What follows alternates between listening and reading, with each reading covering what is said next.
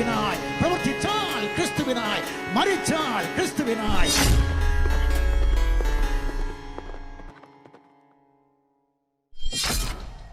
Thank you Anil pastor. Anil പാസ്റ്ററോട് ചോദിച്ചൊരു ചോദ്യം ഇതിനകത്ത് വളരെ പ്രസക്തമാണ്. അലൻ ബ്രദർ അടുത്ത അഡ്രസ്സ് ചെയ്യുമ്പോൾ അതോടൊന്ന് അഡ്രസ്സ് ചെയ്യാൻ വേണ്ടിയിട്ട് ഞാനൊന്ന് ഓർമ്മിപ്പിച്ച് മാത്രം അലൻ ബ്രദറിലേക്ക് മൈക്ക് കൈമാറുന്നു. എന്താണ് താങ്കൾ മനസ്സിലാക്കിയ ഇസ്ലാം? ബാക്കിയുള്ള അനിൽ പാസ്റ്റർ ഇപ്പം പറഞ്ഞതിൽ നിന്നും ഞങ്ങൾക്ക് മനസ്സിലാകാതെ പോയ ഇസ്ലാം എന്താണ്? അതാണ് മെയിനായിട്ട് ഇന്നത്തെ ഞങ്ങൾക്ക് അഡ്രസ്സ് ചെയ്യാൻ വേണ്ടി ആഗ്രഹിക്കുന്ന ഒരു പോയിന്റ്. ആ പോയിന്റ് താങ്കൾ പ്രധാനമായി അഡ്രസ്സ് ചെയ്യുന്ന പ്രതീക്ഷ താങ്കളിലേക്ക് മൈക്ക് കൈമാറും. Thank you. ഇപ്പം ഇവിടെ സത്യത്തിൽ ഞാൻ ആദ്യത്തെ സമയത്ത് ഞാൻ ഇങ്ങനെ ശ്രീ അനിൽകുമാർ പറഞ്ഞുകൊണ്ടിരുന്നപ്പോഴത്തേക്ക് ഞാൻ ഇത് കുറിച്ച് വെച്ചിരുന്നില്ല എന്താണ് പറയേണ്ടത് എന്നുള്ളത്. അപ്പോൾ അതുകൊണ്ട് തന്നെ പിന്നെ ഞാൻ എൻ്റെ ഒരു ഓർമ്മയിൽ നിന്ന് ഒരു പുറകോട്ട് പോക്കായിരുന്നു. പിന്നെ അനിൽസാറും പിന്നെ അദ്ദേഹം ഒരുപാട് കാര്യങ്ങൾ പറഞ്ഞു. പിന്നെ എന്താ പറഞ്ഞത്, ഒരുപാട് കാര്യങ്ങൾ എനിക്ക് തോന്നുന്നു അനിൽകുമാർ വി അയ്യപ്പനേക്കാളും ഒരുപാട് കാര്യങ്ങൾ, പിന്നെ കാര്യങ്ങളെന്ന് പറഞ്ഞാൽ എന്താ പറയുന്ന ആക്ഷേപം ഒരുപാട് പറഞ്ഞത് സത്യത്തിൽ ഏറ്റവും കൂടുതൽ വിമർശിച്ചത് മറ്റേത് എന്നെയും ഒക്കെയുള്ള വിമർശനമായിരുന്നു. ഇവിടെ ഇസ്ലാമിനെ ഒരു മതം എന്ന നിലയിൽ ഏറ്റവും കൂടുതൽ വിമർശിച്ചത് ശ്രീ അനിൽക്കുടിത്തോട്ടമാണെന്ന് തോന്നുന്നു. അപ്പോൾ അതുകൊണ്ട് ഞാൻ അതിലെ പലതും ഈ ഇസ്ലാമിൻ്റെ വിമർശനത്തിൻ്റെ പിന്നെ പല കാര്യങ്ങളും എനിക്ക് ഡിഫെൻഡ് ചെയ്യേണ്ടി വരുന്നില്ല. കാരണം ഞാനൊരു മുസ്ലിം അല്ലാത്തത് കൊണ്ട് ഞാൻ ഈ മനസ്സിലാക്കലിൽ ചില പ്രശ്നങ്ങൾ ഉണ്ട് എന്ന് മാത്രം ഒന്ന് പറയാനായിട്ട് ശ്രമിക്കാം. എബൻ പറഞ്ഞ കാര്യവും കൂടെ ഞാൻ ഓർക്കുന്നതാണ്. എബൻ ആ ചോദ്യം കൂടെ പിന്നെ അഡ്രസ്സ് ചെയ്യണമെന്ന് പറഞ്ഞത് ഞാൻ ഓർമ്മിപ്പിക്കാം. വേണമെങ്കിൽ അത് ഞാൻ ആദ്യമേ പറഞ്ഞുകൊണ്ട് പോകാം. ഞാൻ മനസ്സിലാക്കിയിട്ടുള്ള ഇസ്ലാം എന്താണ് എന്നും കൂടെ പറഞ്ഞു പോകണമെന്നാണ് എബൻ പറഞ്ഞത്, അല്ലെങ്കിൽ എബൻ എന്നോട് ആവശ്യപ്പെട്ടത്. അപ്പം അത് പിന്നെ അതിൻ്റെ പ്രശ്നം എന്ന് പറഞ്ഞാൽ ഞാൻ എങ്ങനെ ഇസ്ലാമിനെ മനസ്സിലാക്കിയിട്ടുള്ളത്, ഇസ്ലാം എന്ന് പറയുന്നത് ഇപ്പോൾ ഈ നമ്മൾ ക്രിസ്തീയ ദൈവശാസ്ത്രം പഠിക്കുന്നവർക്കൊക്കെ അറിയാം. ഇപ്പം നമ്മൾക്ക് സാധാരണഗതിയിൽ BTH പഠിക്കും, അത് കഴിഞ്ഞ് BDO MDO ഒക്കെ പഠിക്കും. പിന്നെ അടുത്തൊരു ഡിഗ്രിയാണ് MDH എന്ന് പറയും. ഈ MDH വിഷയം ചെയ്യുമ്പോഴാണ് നമ്മൾ ഐച്ഛിക വിഷയങ്ങൾ എടുക്കുന്നത്. ചിലർ ന്യൂ ടെസ്റ്റമെൻറ്റ് പ്രിഫർ ചെയ്യും, ഓൾഡ് ടെസ്റ്റമെൻറ്റ് പ്രിഫർ ചെയ്യും, സഭാചരിത്രം ചിലർ പ്രിഫർ ചെയ്യും, റിലീജിയൻ ആൻഡ് സൊസൈറ്റി അല്ലെങ്കിൽ റിലീജിയൻ ആൻഡ് ഫിലോസഫി, മതപരമായിട്ടുള്ള കാര്യങ്ങൾ ചിലർ ചെയ്യും. ഇപ്പം ഈ ഇന്ത്യയിൽ വളരെ അടുത്തായിട്ട് തുടങ്ങിയിട്ടുള്ള ചില വിഷയങ്ങളാണ് ഹിന്ദു മതവും ഇസ്ലാം മതവും എന്ന് പറഞ്ഞാൽ റിലീജിയസ് സ്റ്റഡീസിൻ്റെ MDHൻ്റെ റിലീജിയസ് സ്റ്റഡീസിൻ്റെ ഭാഗമായിട്ട്. അപ്പോൾ ഈ പഠനത്തിൻ്റെ ഭാഗമായിട്ട് നമുക്കൊരു ഇൻട്രസ്റ്റ് തോന്നി നമ്മൾ എടുക്കുന്നതാണ്. അങ്ങനെയാണ് എനിക്ക് ഇസ്ലാമുമായിട്ടുള്ളൊരു ബന്ധമുണ്ടാകാനായിട്ട് ഇടയായിത്തീരുന്നത്. അപ്പോൾ അതുകൊണ്ട് തന്നെ എൻ്റെ ഇസ്ലാമിനെ കുറിച്ചുള്ള ഇൻട്രസ്റ്റ് തീർച്ചയായിട്ടും അക്കാഡമികമായിട്ടാണ്. വേറെ ഒരു മനസ്സിലാക്കലും അതിനകത്ത് വരുന്നില്ല. ആ മനസ്സിലാക്കൽ പക്ഷേ അതിൻ്റെ ചരിത്രത്തെക്കുറിച്ചുള്ള ചില ധാരണകൾ നിങ്ങളുടെ ധാരണകളിൽ നിന്ന് എനിക്ക് വ്യത്യസ്തമാണ്. പിന്നെ ഈ മുസ്ലിങ്ങൾ എന്ന് പറയുന്ന ഒരു സമൂഹത്തോടുള്ള അവരുടെ സെൻസിബിലിറ്റി മനസ്സിലാക്കുന്നതിൽ, അവരെ തെറ്റിദ്ധരിക്കപ്പെടുന്നതിൽ, അവരുടെ മതഗ്രന്ഥങ്ങൾ മോശമായിട്ട് ചിത്രീകരിക്കുന്നതിൽ ഒക്കെ എനിക്ക് ചില എതിർപ്പുകളുണ്ടെന്ന് മാത്രമേ ഉള്ളൂ. അപ്പോൾ അതുകൊണ്ട് തന്നെ എൻ്റെ മനസ്സിലാക്കൽ എന്ന് പറഞ്ഞാൽ ഞാനിപ്പം ഇസ്ലാമിനെ പ്രതിനിധീകരിക്കാത്തത് കൊണ്ട് എനിക്ക് 100% ആത്മാർത്ഥമായിട്ട് ഞാൻ മനസ്സിലാക്കിയ ഇസ്ലാം എന്നെനിക്ക് പറയാനായിട്ട് പറ്റത്തില്ല. ഞാൻ പഠിച്ച ഇസ്ലാമെന്നോ, അത് തന്നെ ഇസ്ലാം എന്ന് പറയുന്നത് ഒരു വലിയ കാര്യമല്ല. അപ്പോൾ ഇസ്ലാമിൻ്റെ ഏത് ഭാഗമാണ്, ഇസ്ലാമിൻ്റെ ചരിത്രമോ അല്ലെങ്കിൽ പ്രവാചകൻ്റെ ജീവിതമോ അല്ലെങ്കിൽ ഹദീസോ, അങ്ങനെ ഓരോന്നൊക്കെ പറയും. ഹദീസ് എന്നൊക്കെ പറയുന്ന കാര്യങ്ങളിലൊന്നും എനിക്ക് അത്ര ധാരണയൊന്നും വലുതായിട്ട് ഇല്ല. എനിക്ക് ഇസ്ലാമിൻ്റെ പ്രത്യേകിച്ച് മിഡീവൽ കാലത്തെ ചരിത്രത്തിലാണ് എനിക്ക് ഒരല്പമെങ്കിലും വായനകൾ ഒക്കെ ഉള്ളത് എന്ന് ആദ്യമേ തന്നെ ഞാൻ അതുമായിട്ട് ബന്ധപ്പെടുത്തി പറയുകയാണ്. പക്ഷേ എബൻ ചോദിച്ച ചോദ്യത്തിന് വേറെ തരത്തിൽ ഉത്തരം ഞാൻ പുറകെ തരാനും കൂടെ ശ്രമിക്കാം. ഇപ്പം ഈ ആദ്യമേ പിന്നെ ഈ അനിൽകുമാർ പിന്നെ ബ്രദർ പറഞ്ഞു തുടങ്ങിയപ്പോഴത്തേക്ക് അദ്ദേഹം പറഞ്ഞത് പിന്നെ എനിക്ക് അതിനെക്കുറിച്ച് യാതൊരു ധാരണയും ഇല്ല. അപ്പോളജറ്റിക്സ് എന്ന് പറഞ്ഞാൽ ഞാൻ ആ പുസ്തകങ്ങൾ വായിച്ചു നോക്കാനായിട്ടും സാധ്യതയൊന്നുമില്ല എന്നൊക്കെ പറഞ്ഞുകൊണ്ടാണ്. ഇവിടെ ഒരു വലിയ പ്രശ്നമല്ല എനിക്ക് അദ്ദേഹം തോന്നി. അദ്ദേഹം ഒരുപാട് കാര്യങ്ങൾ ആവേശത്തോടു കൂടിയൊക്കെ പല കാര്യങ്ങളും ഇങ്ങനെ പറഞ്ഞു. പക്ഷെ അതെല്ലാം എവിടെയൊക്കെയോ എപ്പോഴെങ്കിലുമൊക്കെ ഒന്ന് പറയണം, ഒരവസരം കിട്ടുകയാണെങ്കിൽ പറയണമെന്ന് കരുതിയിരുന്നത് കൊണ്ട് അദ്ദേഹം പല കാര്യങ്ങളും പറയാനായിട്ട് ശ്രമിച്ചതായിട്ടാണ് എനിക്ക് തോന്നിയത്. അതുകൊണ്ടാണ് സുമൻ ബ്രദറിനെ പോലും ഇപ്പോൾ ഈ ഒരു ചർച്ചയിൽ ഒരു കാരണവശാലും കടന്നു വരേണ്ടാത്ത ഒരു പേര് പോലും. അപ്പോൾ അത് നമ്മുടെ ഒരു ഇമോഷണൽ പിന്നെ ഓവർഫ്ലോയെ കാണിക്കുകയാണ്. അത് ഞാൻ കുറ്റപ്പെടുത്തുകയല്ല. അത് പിന്നെ അതുകൊണ്ട് പല കാര്യങ്ങളും അദ്ദേഹം, അതുകൊണ്ടാണ് ഞാൻ അദ്ദേഹത്തിൻ്റെ പേര് പോലും അങ്ങനെ പറഞ്ഞില്ല, അദ്ദേഹം പറയുന്നതായിട്ട് പറഞ്ഞില്ല. ട്രൂത്ത് ഫൈറ്റേഴ്സ് എന്ന് പറയുന്നത് എനിക്കാണെങ്കിൽ പിന്നെ അത് ഞാൻ അത്ര കണക്കാക്കൊന്നുമില്ല. അങ്ങനെ ഈ വ്യക്തികളെ നമ്മൾ ആക്രമിക്കലല്ലോ നമ്മുടെ വിഷയം. ഞാൻ ട്രൂത്ത് ഫൈറ്റേഴ്സ് എന്ന് പറയുന്ന നിങ്ങളുടെ ഒരു കൂട്ടായ്മയെക്കുറിച്ചാണ് പറഞ്ഞു വന്നത്. അപ്പം അപ്പോൾ അദ്ദേഹം പറഞ്ഞു വന്ന ഉദാഹരണം എന്ന് പറയുന്നത് പിന്നെ ജസ്റ്റിൻ മാറിൻ്റെ അപ്പോളജി എടുത്തുകൊണ്ടാണ് അദ്ദേഹം തുടങ്ങിയത് എന്നാണ് എനിക്ക് പിന്നെ മനസ്സിലാക്കുന്നത്. അപ്പോൾ അതിൻ്റെ ഈ താങ്കൾ ഉദ്ദേശിച്ച, താങ്കൾ പിന്നെ ഉപയോഗിച്ച പുസ്തകത്തിലെ തന്നെ അതിൻ്റെ സെക്കൻഡ് അപ്പോളജിയിലെ 3ാമത്തെ ചാപ്റ്റർ തൊട്ട് ഞാനും ഒന്ന് വായിക്കാം. അപ്പം ഇതിൻ്റെ ഒരു പ്രശ്നം എന്താണെന്ന് പറഞ്ഞാൽ, എനിക്ക് തോന്നിയ ഒരു കാര്യം, ഇംഗ്ലീഷ് അറിയാത്തത് ഒരു വാക്ക് വായിക്കുമ്പോഴത്തേക്ക് എന്തെങ്കിലും ഒരു തടസ്സം ഉണ്ടാകുന്നതൊക്കെ ഒരു പ്രശ്നമായിട്ട് ഞാൻ കളിയാക്കുമോ അങ്ങനെ പരിഹസിക്കുമെന്നും പറയുന്നതിന് വേണ്ടിയല്ല ഞാൻ പറഞ്ഞത്. ഞാനത് വായിച്ചിട്ടില്ല എന്ന് പറഞ്ഞപ്പോഴും താങ്കൾ പലതവണ പല വാക്കുകളിലും തപ്പിത്തടയുന്ന കണ്ടപ്പോഴത്തേക്ക് അത് ഇംഗ്ലീഷിൻ്റെ പരിജ്ഞാനത്തിൻ്റെ വിഷയമായിട്ട് ഞാൻ കണക്കാക്കുന്നില്ല. താങ്കൾ ഇതിനു മുമ്പ് അത് വായിക്കാനായിട്ട് നല്ലവണ്ണം വായിക്കാനായിട്ട് ശ്രമിച്ചിട്ടില്ല, അല്ലെങ്കിൽ ഇങ്ങനെ ഒരു ആവശ്യത്തിന് വേണ്ടി താങ്കൾ സെലക്ടഡ് റീഡിങ് നടത്തിയതാണെന്നാണ് എനിക്ക് പറയാനായിട്ട് തോന്നുന്നത്. ഞാനൊരു ഭാഗം വായിക്കാം. അതിൻ്റെ മൂന്നാമത്തെ വാക്യമൊന്നോ അതിൻ്റെ എന്താ പറയുന്നത്, ഈ ഭാഗമൊന്നോ വായിക്കുന്ന ഒരു ഭാഗം വായിക്കാം. രണ്ടാമത്തോട്ട് ഞാനിങ്ങനെ വായിക്കാം. അല്ല, വേണമെങ്കിൽ അതിന് മൂന്നാമത്തെ ചാപ്റ്ററാണ്, അതിൻ്റെ സെക്കൻഡ് അപ്പോളജിയുടെ 3ാമത്തെ ചാപ്റ്റർ കേട്ടോ. അതിങ്ങനെയാണ്: I also therefore expect to be conspired against fixed wood. ഞാൻ പിന്നെ അദ്ദേഹം പറയാണ്, ഞാൻ ചില കാര്യങ്ങളിൽ എന്നെക്കുറിച്ച് ഞാൻ ഈ ഉറപ്പിച്ചു നിർത്തുന്ന മരത്തെക്കുറിച്ച് ഗൂഢാലോചന നടത്തുന്ന ആളാണെന്ന് ഇത് ഇംഗ്ലീഷ് വായിച്ചിട്ട് പാരഫ്രൈസ് ചെയ്യുക ആണെന്ന് എന്നെക്കുറിച്ച് ഒരു ആരോപണമുണ്ട് എന്ന് പറഞ്ഞാൽ, ഫിക്സ്ഡ് വുഡ് എന്ന് ഉദ്ദേശിക്കുന്നത് കുരിശിനെയാണെന്ന് പറയാണ്. By some of those named or even perhaps by Crescens himself. Crescens ആയിരിക്കും ഒരുപക്ഷെ ഈ പറയുന്നത്. ആൾക്കാർ പറയുന്നുണ്ട് ക്രസീൻസ് ആണ്, അയാൾ തന്നെ ആയിരിക്കും പറയുന്നത്. A lover of chattering and a lover of boasting. ചുമ്മാതെ വാചകടിക്കുന്ന ഒരു മനുഷ്യൻ എന്നാണ് അദ്ദേഹം പറയുക. എന്നിട്ട് പറയുക, for the man is not worthy to be called a lover of wisdom. ഇയാളെ അറിവുള്ളവരെന്ന് വിളിക്കാനായിട്ട് പറ്റത്തില്ല. Who testifies about us publicly that he does not understand that Christians are atheists and impious. ക്രിസ്ത്യാനികൾ നിരീശ്വരവാദികളും ഭക്തിയില്ലാത്തവരുമാണെന്ന് പൊതുവിൽ പറയുന്ന ഈ മനുഷ്യൻ്റെ വാക്കുകളെ പറ്റി പറയുക. Doing these things for the favour and pleasure of the misguided mobs.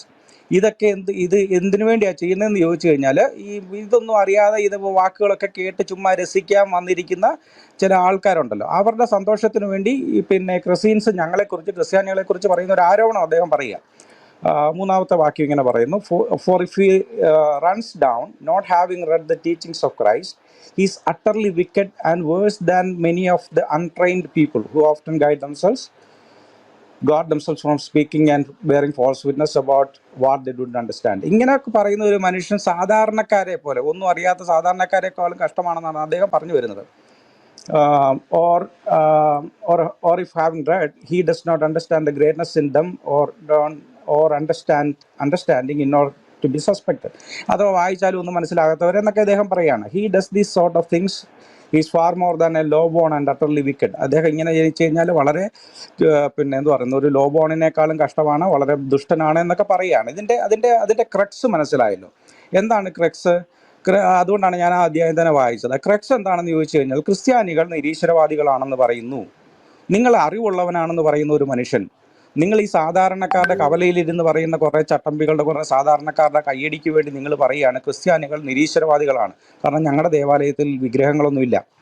പിന്നെ അവർ ഇമ്പയസ് ആണ്. അവർക്ക് ഒരു ഭക്തി പുറമേ കാണിക്കുന്ന ചില പ്രകൃതങ്ങളൊന്നും അവർ കാണിക്കാത്തത് കൊണ്ടും ഇവരുടെ ഭക്തിയൊക്കെ അവർ ഒരു മതമില്ലാത്തവരാണെന്ന് പറയുന്ന ഒരു കാര്യത്തിന് വേണ്ടിയാണ്. ഇതിൻ്റെ താങ്കൾ ഉദ്ദേശിച്ച തന്നെ അപ്പോളജി അഗെയിൻസ്റ്റ് താങ്കൾ വായിച്ചത് തന്നെ ഗ്രീക്ക് ഫിലോസഫേഴ്സ് എന്നാണല്ലോ പറയുന്നത്. ഈ ഗ്രീക്ക് ഫിലോസഫിയുടെ ഒരു പ്രശ്നം എന്താണെന്ന് ചോദിച്ചു കഴിഞ്ഞാൽ, പണ്ടത്തെ യൂണിവേഴ്സിറ്റികളിലൊക്കെ ഒരു 100 വർഷം മുമ്പ് വരെയുള്ള യൂണിവേഴ്സിറ്റിയിൽ ഇപ്പോഴും ഉണ്ട്, ക്ലാസിക്സ് പഠിക്കുന്നവരുണ്ട്.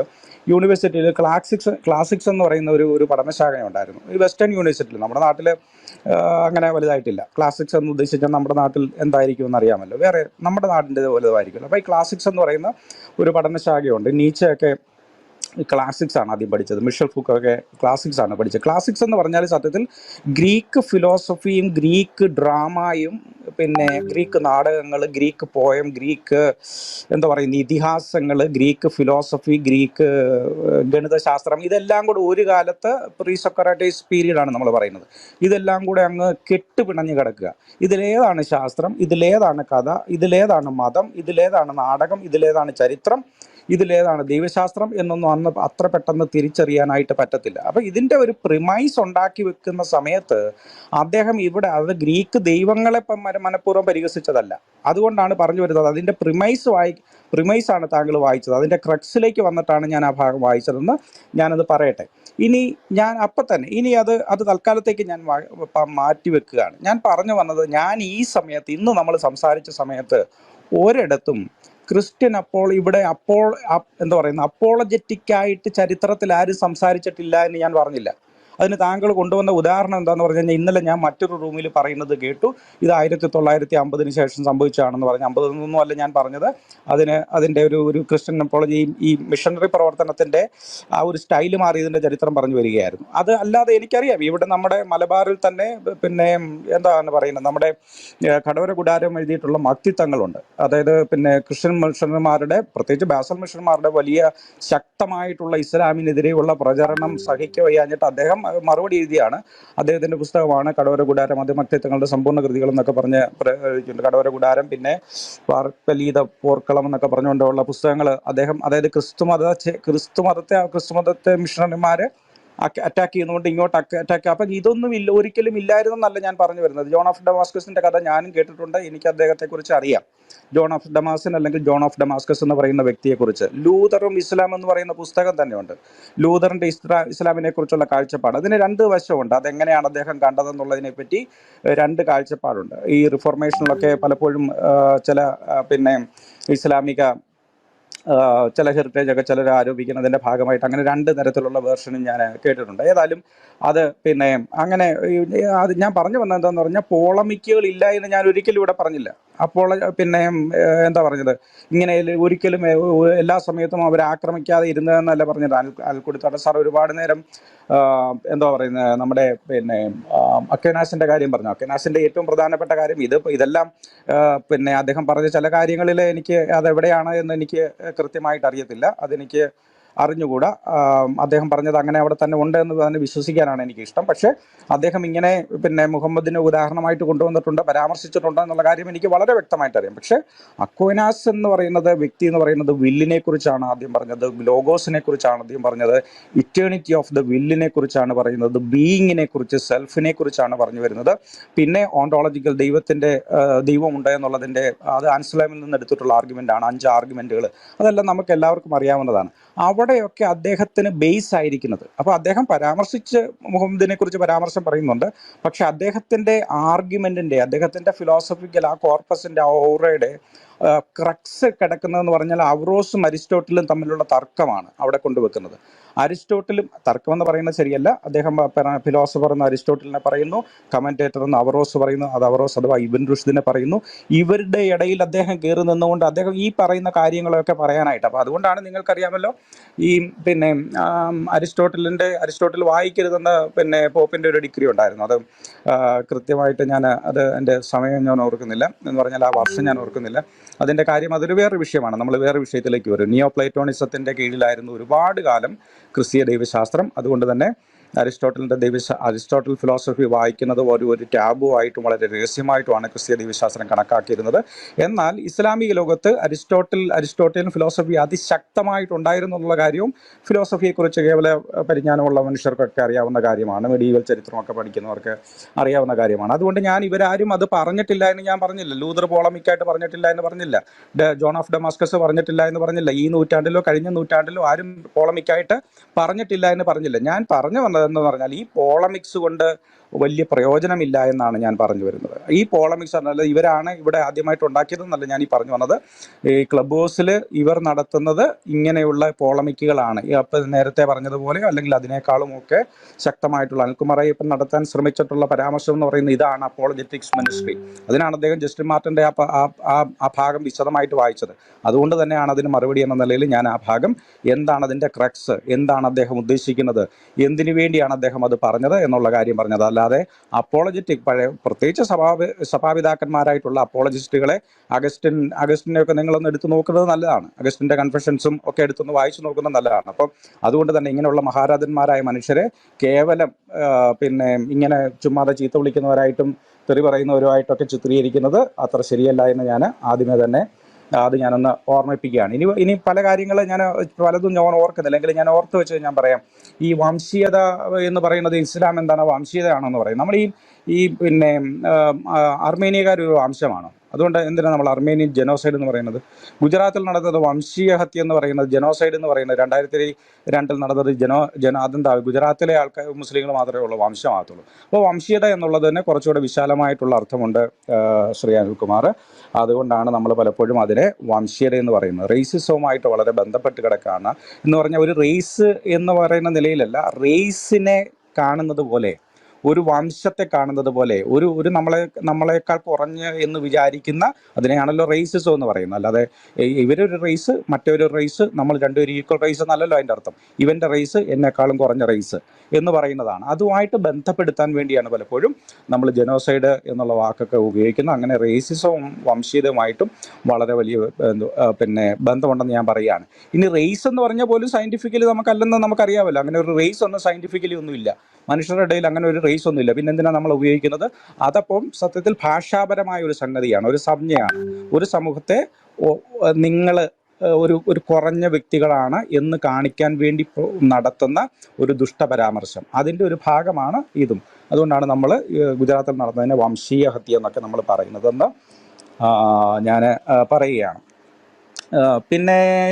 പിന്നെ പ്രധാനമായിട്ടും പറയാനുള്ളതെന്ന് പറഞ്ഞാൽ, ഇപ്പം അദ്ദേഹം ഞാൻ പറഞ്ഞ ഒരു ആർഗ്യുമെൻറ്റിൻ്റെ ഭാഗമായിട്ടാണ് അദ്ദേഹം പറഞ്ഞത് ഈ പിന്നെ സൂഫികൾ കല്യാണം കഴിക്കാത്തതിൻ്റെ, സൂഫികളിൽ ചിലർ കല്യാണം കഴിക്കാത്തതിൻ്റെ കാര്യമൊക്കെ പറഞ്ഞപ്പോഴത്തേക്ക് അദ്ദേഹം പറഞ്ഞത് അതല്ലാതെ പിന്നെ മുസ്ലിം പറഞ്ഞാൽ അങ്ങനെ പറഞ്ഞാൽ ഇസ്ലാം അല്ല എന്ന് പറഞ്ഞിട്ട്. ശരിയാണ്, അതിനകത്തിലെ ഒരു വശം ശരിയാണ്. അതെന്താണെന്ന് ചോദിച്ചു കഴിഞ്ഞാൽ, ഈ ഇഹ്ദിന സിറാത്തുൽ മുസ്തഖീം എന്ന് പറയുന്ന നമ്മുടെ ഈ പിന്നെ എന്താ പറയുന്നത് ഫാത്തിഹ ചൊല്ലുമ്പോഴത്തേക്ക് അതിൻ്റെ 5-ാമത്തെ 6-ാമത്തെ വാക്യം അതറിയാമല്ലോ. അതായത് ശരിയാ, സ്ട്രെയിറ്റ് പാത്ത്. ഈ സ്ട്രെയിറ്റ് പാത്ത് എന്ന് പറയുന്നത് സ്ട്രെയിറ്റ് പാത്തിലേക്ക് ഞങ്ങളെ നടത്തണമേ. ഫാത്തിഹയിൽ എപ്പോഴും പറയുന്നതാണ്, മുസ്ലിങ്ങൾ എല്ലാ ദിവസവും പ്രാർത്ഥിക്കുമ്പോൾ പറയുന്നതാണ്, leaders into a straight path എന്ന് പറയുന്ന ആ സ്ട്രെയിറ്റ് പാത്ത്. അതാണ് അദ്ദിന സിറാത്തുൽ മുസ്തഖീം എന്ന് പറയുന്ന സിറാത്ത് അൽ മുസ്തഖീം.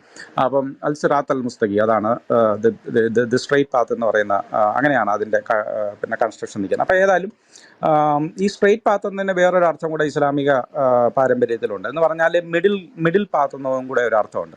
അതിൻ്റെ കാര്യം എന്താണെന്ന് ചോദിച്ചു കഴിഞ്ഞാൽ, മിഡിൽ പാത്ത് എന്ന് പറയുന്നത് ഒരു വശത്ത് ഭയങ്കരമായിട്ടുള്ള ലൗകിക സുഖങ്ങളും ലോകത്തിൻ്റെ കാര്യങ്ങളുമൊക്കെ അതിൽ മയങ്ങിക്കിടന്ന് അതിൽ മുഴുങ്ങിക്കിടക്കുന്ന ഒരു സാധാരണ ജീവിതം, മറുവശത്ത് ലോകം വെടിഞ്ഞുള്ള ഒരു അസെറ്റിക് ലൈഫ്. ഇത് രണ്ടും അല്ലാത്ത ഒരു പ്രാക്ടിക്കൽ ലൈഫാണ് ഇസ്ലാമികം എന്ന് പറയുന്നത്. ഈ ലോകത്തിൽ ജീവിച്ചുകൊണ്ട് ദൈവത്തെ അറിയാൻ ശ്രമിക്കുന്ന ഒരു പ്രത്യേക ജീവിതം എന്ന നിലയിൽ. അതുകൊണ്ട് തന്നെ പിന്നെ താങ്കൾ പറഞ്ഞത് ആ ഭാഗം കറക്റ്റാണ്. അതെന്താണെന്ന് ചോദിച്ചു കഴിഞ്ഞാൽ, ഇസ്ലാമിൽ ഓർത്തഡോക്സ് ഇസ്ലാമിൻ്റെ ഭാഗമായിട്ട് ബേസിക്കലി മൊണാസ്റ്റിസിസം മൊണാസ്റ്റിസിസമോ അല്ലെങ്കിൽ സെലിബസിയോ ഇസ്ലാമിൻ്റെ ഔദ്യോഗികമായിട്ടൊരു ഘടകമല്ല. പക്ഷെ അവിടെ അപ്പോഴും തമ്മിൽ ഞാൻ പറഞ്ഞു വരുന്ന കാര്യം എന്താണെന്ന് ചോദിച്ചാൽ, ഇസ്ലാം ഒരു മോണോലിത്തിക് മതമല്ല, ക്രിസ്ത്യാനിത്വം ഒരു മോണോലിത്തിക് മതമല്ലാത്തതുപോലെ തന്നെ നമ്മുടെ ഇടയിൽ പെന്തിക്കോസുകാരുണ്ട്, പിന്നെ ബ്രദറൻകാരുണ്ട്, പ്രൊട്ടസ്റ്റന്റുകാരുണ്ട്, കത്തോലിക്കരുണ്ട്, ഓർത്തഡോക്സുകാരുണ്ട്. ഇവയിലൊക്കെ തന്നെ എന്തുമാത്രം വിഭാഗങ്ങളും എന്തുമാത്രം ദൈവശാസ്ത്ര ചിന്താഗതികളുമുണ്ട്. സഭയിലൂടെ മാത്രമേ രക്ഷ നേടത്തുള്ളൂ എന്ന് പറയുന്ന കത്തോലിക്ക വിഭാഗമുണ്ട്. എന്നാൽ കത്തോലിക്ക സഭയിലെ കാൾ റാനറും അല്ലെങ്കിൽ 2-ാം വത്തിക്കാന് ശേഷമുള്ള വ്യക്തികൾ പറയുന്നത് അല്ല, പിന്നെ നമുക്കൊരു ഇൻക്ലൂസീവ് തിയോളജിയാണ്. നിങ്ങൾ ഹിന്ദു ആയിരിക്കാം, പക്ഷേ നിങ്ങൾ മുസ്ലിം ആയിരിക്കാം, പക്ഷേ അൾട്ടിമേറ്റ്ലി നിങ്ങളെല്ലാവരും യേശു ക്രിസ്തുവിൻ്റെ അടുത്തേക്ക് ചെല്ലും. അങ്ങനെ വ്യത്യസ്തമായിട്ടുള്ള ആശയ സംവിധാനം ഉണ്ട്, എല്ലാ മതത്തിലും ഉണ്ട്, ഇസ്ലാമിലും ഉണ്ട്. നമുക്കറിയാവുന്ന യൂസഫ് അലി കേച്ചേരി എന്ന് പറയുന്ന ഒരു മനുഷ്യൻ മുസ്ലിം ആയിരുന്നു, പക്ഷേ അദ്ദേഹം കൃഷ്ണനെക്കുറിച്ച് കവിതകൾ എഴുതുമ്പോഴത്തേക്ക്, അദ്ദേഹം കൃഷ്ണനെക്കുറിച്ച് ഗാനങ്ങൾ എഴുതുമ്പോൾ കൃഷ്ണഭക്തരല്ലാത്ത നമ്മളിൽ പോലും കേട്ടിരുന്നു പോകും, അല്ലേ? അപ്പോൾ അങ്ങനെയുള്ള മനുഷ്യരുണ്ട്. കബീർദാസിനെ കുറിച്ച് അറിയാം. അങ്ങനെ ഭക്തകവികളുണ്ട്, സൂഫിമാരുണ്ട്, മോഡേൺ സ്കോളേഴ്സ് ഉണ്ട്. പിന്നെ സ്കോട്ട് ഗൂഗിൾ എന്ന് പറയുന്ന എമറി യൂണിവേഴ്സിറ്റിയിൽ എനിക്കറിയാവുന്ന, ഹൈദരാബാദിൽ ഞങ്ങളുടെ ഹെൻറി മാർട്ടിൻ ഇൻസ്റ്റിറ്റ്യൂട്ടിൽ അധ്യാപകരായിരുന്നു കുറേ നാൾ, അതുകൊണ്ട് എനിക്കറിയാമെന്ന് പറയുന്നത്. അപ്പം സ്കോട്ട് ഗൂഗിൾ എന്ന് പറയുന്ന പിന്നെ ഒരു മനുഷ്യനുണ്ട്. അദ്ദേഹമാണെങ്കിൽ നുസ്രത്ത് ഫത്തേ അലി ഖാൻ്റെ ഗസലുകളിലൊക്കെ PhD ഒക്കെ നേടിയിട്ടുള്ളൊരു മനുഷ്യനാണ്. അമേരിക്കൻ മുസ്ലിം കൺവെർട്ടാണ്. പക്ഷേ ഈസ് എ ഗേ. അദ്ദേഹം ഒരു സ്വർഗാനുരാഗിയായ മനുഷ്യനാണ്. സാധാരണഗതിയിൽ സ്വർഗാനുരാഗിയായിട്ട് ഒരു മുസ്ലാം പണ്ഡിതനായിട്ട് നിൽക്കുന്നത് നിങ്ങൾക്ക് കാണാനായിട്ട് പറ്റുമോ? ആമിന വുദൂദ് എന്ന് പറയുന്ന ഒരു സ്ത്രീയുണ്ട്. അവരാണ്, ഞാനത് പല സ്ഥലങ്ങളിലും പറഞ്ഞിട്ടുള്ളതാണ്, അത് ഒരുപക്ഷെ കേൾക്കുന്നവർക്ക് ഒരുപക്ഷെ ആവർത്തന വിരസമായിരിക്കും, എന്തെങ്കിലും പറയുകയാണ്. അവരാണ് ലോകത്തിലാദ്യമായിട്ട് പിന്നെ എൻ്റെ അറിവിൽ ലോകത്താദ്യമായിട്ട് മിക്സഡ് കോൺഗ്രിഗേഷൻ്റെ പ്രാർത്ഥന ലീഡ് ചെയ്ത ലീഡ് ചെയ്ത ഒരു സ്ത്രീ. ലോകത്തിലെ ഒരുപാട് മുസ്ലിങ്ങൾക്ക് അവരെ ഇഷ്ടമല്ല, പക്ഷേ അവരൊരു ഇസ്ലാമിക് ഫെമിനിസ്റ്റ് സ്കോളറാണ്. ആമിന ബെർലസ് എന്ന് പറയുന്ന ആളുണ്ട്, ഫാത്തിമ ബെർണസി എന്ന് പറയുന്ന ആളുണ്ട്, പിന്നെ എന്താ പറയുന്ന ലൈല അഹമ്മദ് ഉണ്ട്, ലൈല അബുലുഗുദ് ഉണ്ട്. ഇവരെല്ലാം ഇസ്ലാമിക് ഫെമിനിസ്റ്റ് സ്കോളേഴ്സാണ്. അപ്പം എല്ലാ മതങ്ങളെയും പോലെ ഞാൻ പറഞ്ഞു വരുന്നത് എന്താണെന്നറിയാമോ, ഇത് വളരെ മോണോലിത്തിക് ആയിട്ടുള്ള, അദ്ദേഹം പറയാൻ ശ്രമിച്ചൊരു കാര്യമാണ്, മുഹമ്മദ് സമ്മതിച്ചിട്ടില്ല അതുകൊണ്ട് ഇസ്ലാമിലില്ല. അങ്ങനെയല്ല ഇസ്ലാം കാണുന്നത്, അങ്ങനെയല്ല ഒരു മതവും ഓപ്പറേറ്റ് ചെയ്യുന്നത്. മതങ്ങളൊന്നും മോണോലിത്തിക് അല്ല, ഒരു ഏകശിലാത്മകമായിട്ടല്ല ആളുകൾ ചിന്തിക്കുന്നത്. ഈ മതത്തിനകത്തെല്ലാം പല ഷെയ്ഡുകളുണ്ട്, പല ചിന്താഗതികളുണ്ട്. ഐസിസ് നമുക്കറിയാം, ഐസിസിൻ്റെ അവർ പറയുന്നത്, അവർ പ്രയോജനം ഉൾക്കൊള്ളുന്നത് ഇസ്ലാമിക് ടെക്സ്റ്റുകളിൽ നിന്നാണ് അവർ പറയുന്നത്. എന്നാൽ 99% മർദിൻ കോൺഫറൻസ് എന്ന് പറയുന്ന ഇസ്ലാമിക പണ്ഡിതന്മാരുടെ കോൺഫറൻസിൽ അവർ ഐസിസ് ഇസ്ലാം അല്ല, ഐസിസ് ഇസ്ലാമിൻ്റെ പെർവേഷനാണെന്ന് പറയുകയാണ്. അപ്പം സൗദി അറേബ്യയുടെ ഇസ്ലാം അല്ല, പിന്നെ UAE ഫോളോ ചെയ്യുന്ന ഇസ്ലാം, അല്ലെങ്കിൽ ഇന്ത്യയിലെ ഇസ്ലാം, അല്ലെങ്കിൽ പാകിസ്ഥാനിലെ ഇസ്ലാം. അപ്പോൾ എന്തെല്ലാം വ്യക്തിപരമായിട്ടുള്ള, അസർബൈജാനിൽ ഹിജാബ് നിരോധിച്ചിരിക്കുന്ന സ്ഥലമാണ്, ഹിജാബ് ഇടാനായിട്ട് പറ്റത്തില്ല. തുർക്കിയിൽ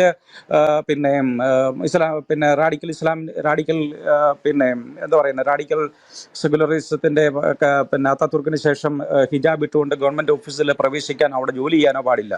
അതുകൊണ്ട് തന്നെ പാർലമെൻറ്റ് മെമ്പർമാർ സ്ത്രീകൾക്ക് ഹിജാബ് ഇട്ട് വനിതകൾക്ക് പറ്റത്തില്ല. പക്ഷെ അവിടെ ഇസ്ലാം വേറൊരു രീതിയിൽ ഗുലാൻ മൂവ്മെൻ്റ് എന്നൊക്കെ പറഞ്ഞുകൊണ്ട് അത് തിരികെ വരുന്നുണ്ട്. അപ്പം അത് വേറൊരു വിഷയം. ഞാൻ പറഞ്ഞു വന്നത് എന്താണെന്ന് ചോദിച്ചു കഴിഞ്ഞാൽ, ഇസ്ലാമിനെ അങ്ങനെ ഇസ്ലാമിനെ മാത്രമല്ല ഒരു മതത്തെയും നമുക്ക് അങ്ങനെ, ഞാൻ മനസ്സിലാക്കുന്നത് പോലെയാണ് ഇതാണ് ഇസ്ലാം, അങ്ങനെ പറയാത്തതൊന്നും ഇസ്ലാം അല്ല എന്ന് നിങ്ങൾക്കറിയാമല്ലോ. അജ്മീർ ദർഗ, നിങ്ങളിപ്പോൾ പറഞ്ഞ ഈ സൂഫി വര്യൻ്റെ കാര്യമാണ് ഞാൻ ഈ പറഞ്ഞു വരുന്നത്, നിസാമുദ്ദീൻ ചിഷ്ടിയുടെ കാര്യമാണ് ഞാൻ ഈ പറഞ്ഞു വരുന്നത്. അജ്മീർ ദർഗയിലേക്ക് കോടിക്കണക്കിന് ആൾക്കാർ ഇന്ത്യയിൽ നിന്നും വിദേശത്തു നിന്നും പല ഭാഗങ്ങളിൽ നിന്നും അജ്മീർ ദർഗയിലേക്ക് പോയിക്കൊണ്ടിരിക്കുക. ആരെ കാണാനാ? പ്രശസ്തനായിട്ടുള്ളൊരു സൂഫി ഷെയ്ഖിൻ്റെ ദർഗ സന്ദർശിക്കാൻ വേണ്ടിയാണ്. എന്നാൽ വേറൊരു വശത്ത് എന്ന് പറയും ദർഗയിൽ പോകുന്നത് തെറ്റാണെന്ന് പറയും. അവർ മുസ്ലിങ്ങളല്ലെന്ന് ആർക്കാ പറയാൻ കഴിയുക? അപ്പം ഇങ്ങനെ ഞാൻ പറഞ്ഞു വരുന്നത്, വിവാഹം കഴിക്കാൻ പറ്റാത്തതൊന്നും ഇസ്ലാം അല്ല എന്നൊക്കെ പറയുന്ന അങ്ങനെയുള്ള മനുഷ്യരുണ്ട് എന്നാണ് പറയുന്നത്. അവരും ഇസ്ലാമിൻ്റെ ഭാഗമായിട്ട് ജീവിക്കുന്നുണ്ട്. ഇസ്ലാമും മറ്റേത് മതത്തെ പോലെ ബഹുസ്വരതകൾ അതിനകത്തുണ്ട് എന്ന് പറയാൻ വേണ്ടിയാണ്. ഞാൻ ഒരുപാട് സമയം എടുക്കണമെന്നറിയാം, അതുകൊണ്ട് ഞാൻ പെട്ടെന്ന് ചില കാര്യങ്ങൾ പറഞ്ഞിട്ട് പോവുകയാണ്. ക്രിസ്ത്യാനികൾ എവിടെ പോയി എന്നുള്ളത് പല കാര്യം നമ്മൾ പലതവണ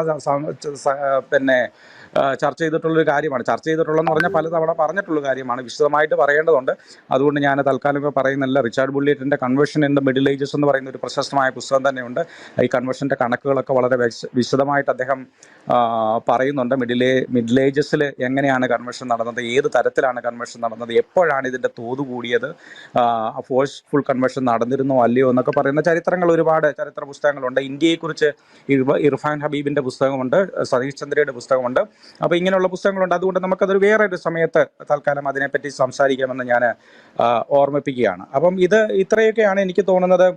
പിന്നെ ശ്രീ അനിൽകുമാർ അയ്യപ്പൻ പറഞ്ഞത് എന്നുള്ളതാണ് എനിക്ക് അതിനുള്ള മറുപടിയായിട്ട് ഞാൻ പറഞ്ഞതെന്ന് പറഞ്ഞു. അപ്പം ഇനി ഏറ്റവും വലിയ പ്രശ്നമെന്ന് പറയുന്നത് ഞാൻ പ്രതീക്ഷിച്ചതിനേക്കാളും ഉപരിയായിട്ട് അനിൽക്കൊടിത്തോട്ടം സാറ് പറഞ്ഞ കാര്യങ്ങളാണ്. അത് അനിൽക്കൊടിത്തോട്ടം സാറിൽ നേരത്തെ അനിൽകുമാർ അയ്യപ്പൻ പറഞ്ഞത് എന്നെക്കുറിച്ചോ അല്ലെങ്കിൽ എൻ്റെ അറിവില്ലായ്മ ഒക്കെ സൂചിപ്പിക്കാനായിട്ട് അദ്ദേഹം ഒരു അവസരം നോക്കി നടക്കുകയായിരുന്നു. അത് ശ്രമിക്കാനാണ് അദ്ദേഹം ശ്രമിച്ചത്. പക്ഷേ ഇവിടെ ഇസ്ലാമിനെ കുറിച്ചുള്ള, പ്രവാചകനെ കുറിച്ചുള്ള ഏറ്റവും വലിയ ആരോപണങ്ങൾ നടത്തിയത് അനിൽക്കൊടിത്തോട്ടം സാറാണ്. അപ്പോൾ അതുകൊണ്ട് ഞാനതിനെ എങ്ങനെയാണ് മറുപടി പറയേണ്ടതെന്ന് എനിക്ക് അറിഞ്ഞുകൂടാ. അദ്ദേഹം അങ്ങനെയാണ് അതിനെ കണക്കാക്കുന്നതെങ്കിൽ ഞാനത് തന്നെ തന്നെയാണ് പറയുന്നത്. ഇങ്ങനെയല്ല താങ്കൾ അതിനെ മനസ്സിലാക്കേണ്ടതെന്നാണ്. ഇപ്പം സാറ് പറഞ്ഞതെന്ന് പറയുന്നത് മൈക്കിൾ ഹാർട്ടിൻ്റെ പുസ്തകത്തിൻ്റെ കാര്യമോ അല്ലെങ്കിൽ പിന്നെ എന്താ പറയുന്നത് നമ്മുടെ അലക്സാണ്ടർ ജേക്കബ് പറയുന്നതോ അല്ലെങ്കിൽ എന്നെ പോലെയുള്ള സാധാരണക്കാരായുള്ള ആൾക്കാർ പറയുന്നതോ ഒക്കെയാണ് പറഞ്ഞത്. അപ്പം സാറിനും ഒക്കെ ഭയങ്കരമായിട്ട് ഇഷ്ടമുള്ള ഒരാൾ പറഞ്ഞ കാര്യം കൂടെ ഞാനൊന്ന് വായിക്കാം. അത് പിന്നെ ദ ഫ്യൂച്ചർ ഓഫ് ഇന്ത്യ എന്ന് പറയുന്ന ഒരു എസ്സേ ആണ്. എസ്സേ എഴുതിയ ആരാണെന്ന് ഞാൻ അവസാനം പറയാം. അതിലെ ഒരു പ്രശസ്തമായിട്ടുള്ള വരികൾ ഇങ്ങനെയാണ്: the Muhammadan conquest of India came as a salvation to the downtrodden, to the poor. ഈ മുഹമ്മദീയ കോൺക്വസ്റ്റ് എന്നുള്ള വാക്കാണ് ഉപയോഗിക്കുന്നത്. അധിനിവേശം ഇന്ത്യയിലേക്ക് വന്നത് സത്യത്തിൽ താഴേക്കിടയിലുള്ളവരുടെ അവരുടെ ഒരു രക്ഷയായിട്ടാണ് മാറിയത്, സാധാരണക്കാരുടെ, പാവങ്ങളുടെ. That is why 1/5 of our people have become Muhammadans. അതുകൊണ്ടാണ് നമ്മുടെ ജനസംഖ്യയുടെ 1/5 മുസ്ലിങ്ങളായിട്ട് മാറിയത്. It was not the sword that did it at all. It was not the sword, ഒന്നുകൂടെ വായിക്കുകയാണ്, ദാറ്റ് ഡിഡ് ഇറ്റ് ഓൾ. പിന്നെ അതായത് പിന്നെ അതിനെങ്ങനെയാണ് വായിക്കുന്നത്, പിന്നെ വാൾ ഉപയോഗിച്ചില്ലെന്നല്ല അദ്ദേഹം പറഞ്ഞു വരുന്നത്, വാള് മാത്രമായിരുന്നില്ല അതിൻ്റെ കാരണമെന്നാണ് പറഞ്ഞു വരുന്നത്. ഞാനതിനെ അങ്ങനെ തന്നെ എടുക്കുകയാണ്. വാള് മാത്രമല്ല ആയിരിക്കുന്നത്. It would be the height of madness to think that it was all the work of sword and fire. പിന്നെ ഇവിടെ ഈ രാജ്യത്തിലെ ഇത്രയും ആളുകൾ ഇസ്ലാം മതത്തിലേക്ക് മാറിയത് പിന്നെ തീ വെച്ച് ചുട്ടും അല്ലെങ്കിൽ വാള് കാണിച്ച് പേടിപ്പിച്ചും ഒക്കെയാണെന്ന് ചിന്തിക്കുന്നത് ഈ ഉന്മാദാവസ്ഥയുടെ ഏറ്റവും വലിയ അവസ്ഥയായിരിക്കും എന്നാണ് അദ്ദേഹം പറയുന്നത്. എന്നിട്ട് പിന്നെ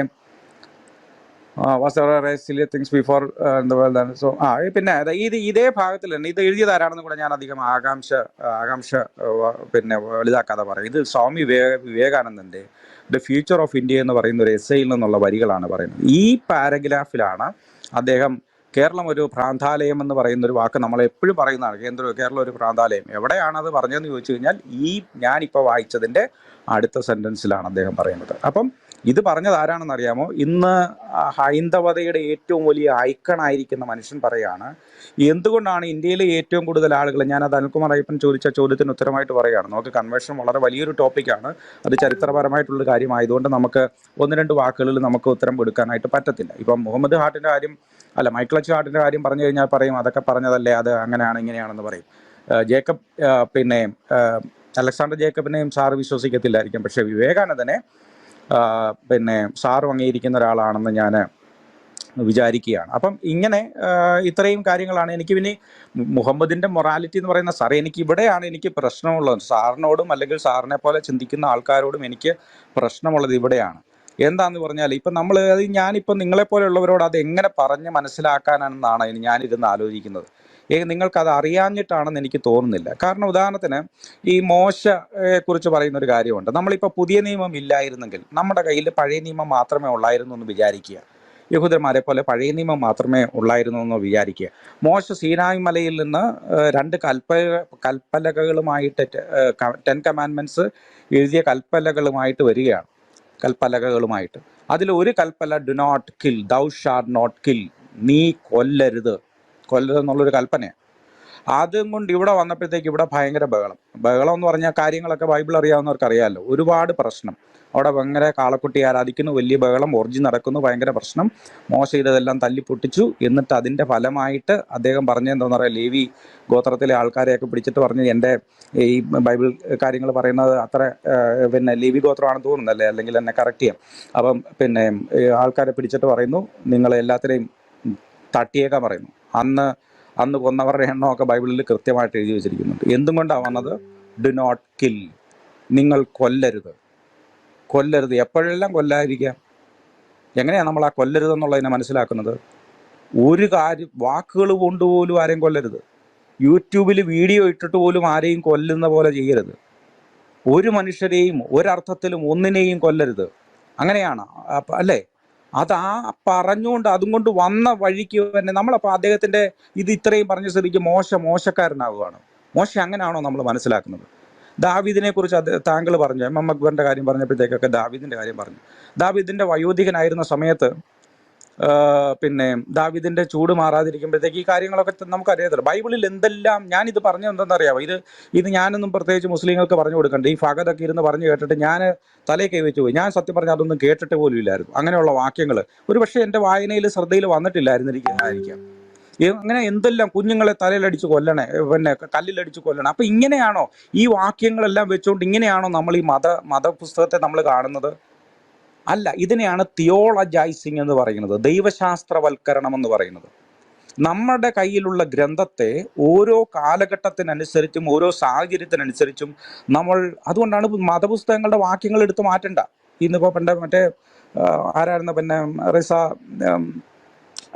പുള്ളിയുടെ പേര് ഞാൻ പറഞ്ഞത്, ഖുറാനിലെ കുറേ വാക്യങ്ങൾ പിന്നെ നീക്കണമെന്നും പറഞ്ഞുകൊണ്ട് സുപ്രീം കോടതി കേസ് കൊടുക്കാൻ പോയ മറ്റേ ഷിയ മുസ്ലിം ആയിരുന്ന ഇടയ്ക്ക് പിന്നെ ഇപ്പം ഹിന്ദുവായിട്ട് മാറിയ ഒരു മനുഷ്യനുണ്ടല്ലോ, അയാളുടെ പേര് ഞാൻ പറഞ്ഞു. അപ്പം ഏതായാലും അങ്ങനെ വാക്യങ്ങളൊന്നും എടുത്ത് മാറ്റണ്ട. അത് ഖുറാനിലെ വാക്യങ്ങളും മാറ്റണ്ട, ബൈബിളിലെ വാക്യങ്ങളും മാറ്റണ്ട, ഭഗവത്ഗീതയിലെ വാക്യങ്ങളും മാറ്റണ്ട.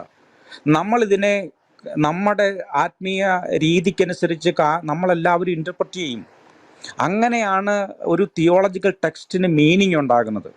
അപ്പം ഞാൻ ഈ പറഞ്ഞു വരുന്നത് എന്താണെന്ന് ചോദിച്ചു കഴിഞ്ഞാൽ, മോശയും ദാവീദും മോശക്കാരല്ല, അല്ലെങ്കിൽ അങ്ങനെയുള്ള കാര്യങ്ങൾ ചെയ്തവർ, കള്ളം പറഞ്ഞവരോ, എൻ്റെ ഭാര്യ പെങ്ങളാണെന്ന് പറഞ്ഞവരോ, അല്ലെങ്കിൽ ഇങ്ങനെ ചതിവ് കാണിച്ചവരോ, കള്ളത്തരം പറഞ്ഞവരോ ഒക്കെ അവർ പറഞ്ഞ കള്ളത്തരത്തിലാണോ നമ്മൾ കാര്യങ്ങൾ, അവരെ അങ്ങനെയാണോ മനസ്സിലാക്കുന്നത്? അല്ല, നമ്മൾ അതിനെ തിയോളജൈസ് ചെയ്യുകയാണ്. പലപ്പോഴും പ്രവാചകന്റെ, ഇതാണല്ലോ ഇവിടുത്തെ പ്രധാന വിഷയം, അദ്ദേഹത്തിന്റെ വിവാഹത്തെക്കുറിച്ച് പറയുക, അദ്ദേഹം പല വിവാഹം കഴിച്ചതിന്റെ കാര്യങ്ങൾ പറയുക. അത് പറയുമ്പോൾ തന്നെ ഇവരെല്ലാവരും പറയുന്നത് ഞാൻ കേട്ടിട്ടുണ്ട്, ഖദീജയ്ക്ക് വിവാഹം മരിക്കുന്നവർ അദ്ദേഹം കുഴപ്പമില്ലായിരുന്നു എന്ന് പറഞ്ഞാൽ അതിൻ്റെ അർത്ഥം എന്താ? ഒരാൾക്ക് കുഴപ്പം ഉണ്ടാകണമെങ്കിൽ നല്ല പ്രായത്തിലല്ലേ കുഴപ്പം ഉണ്ടാകേണ്ടത്, നല്ല യൗവനത്തിലല്ലേ കുഴപ്പം ഉണ്ടാകേണ്ടത്? അപ്പം ഇങ്ങനെയുള്ള ഒരു മനുഷ്യനെ, അദ്ദേഹത്തിന്റെ വിവാഹത്തിൽ കൂടുതലും വിധവകളായിരുന്നു എന്ന് പറയുന്നു, പ്രായമുള്ളവരായിരുന്നു എന്ന് പറയുന്നു.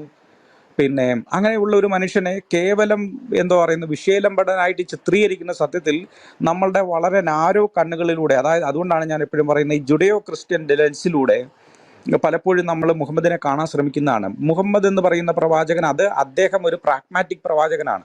അതുകൊണ്ടാണ് ഞാൻ നേരത്തെ പറഞ്ഞത്, ഞാൻ ഇടയ്ക്ക് വന്നപ്പോഴത്തേക്ക് ഒരു കാര്യം പറഞ്ഞില്ല, അതായത് ഈ പിന്നെ മധ്യവഴി എന്ന് പറയുന്നത്, അതാണ് ഇസ്ലാം എന്ന് പറയുന്നത്. Neither asceticism nor worldly intelligence.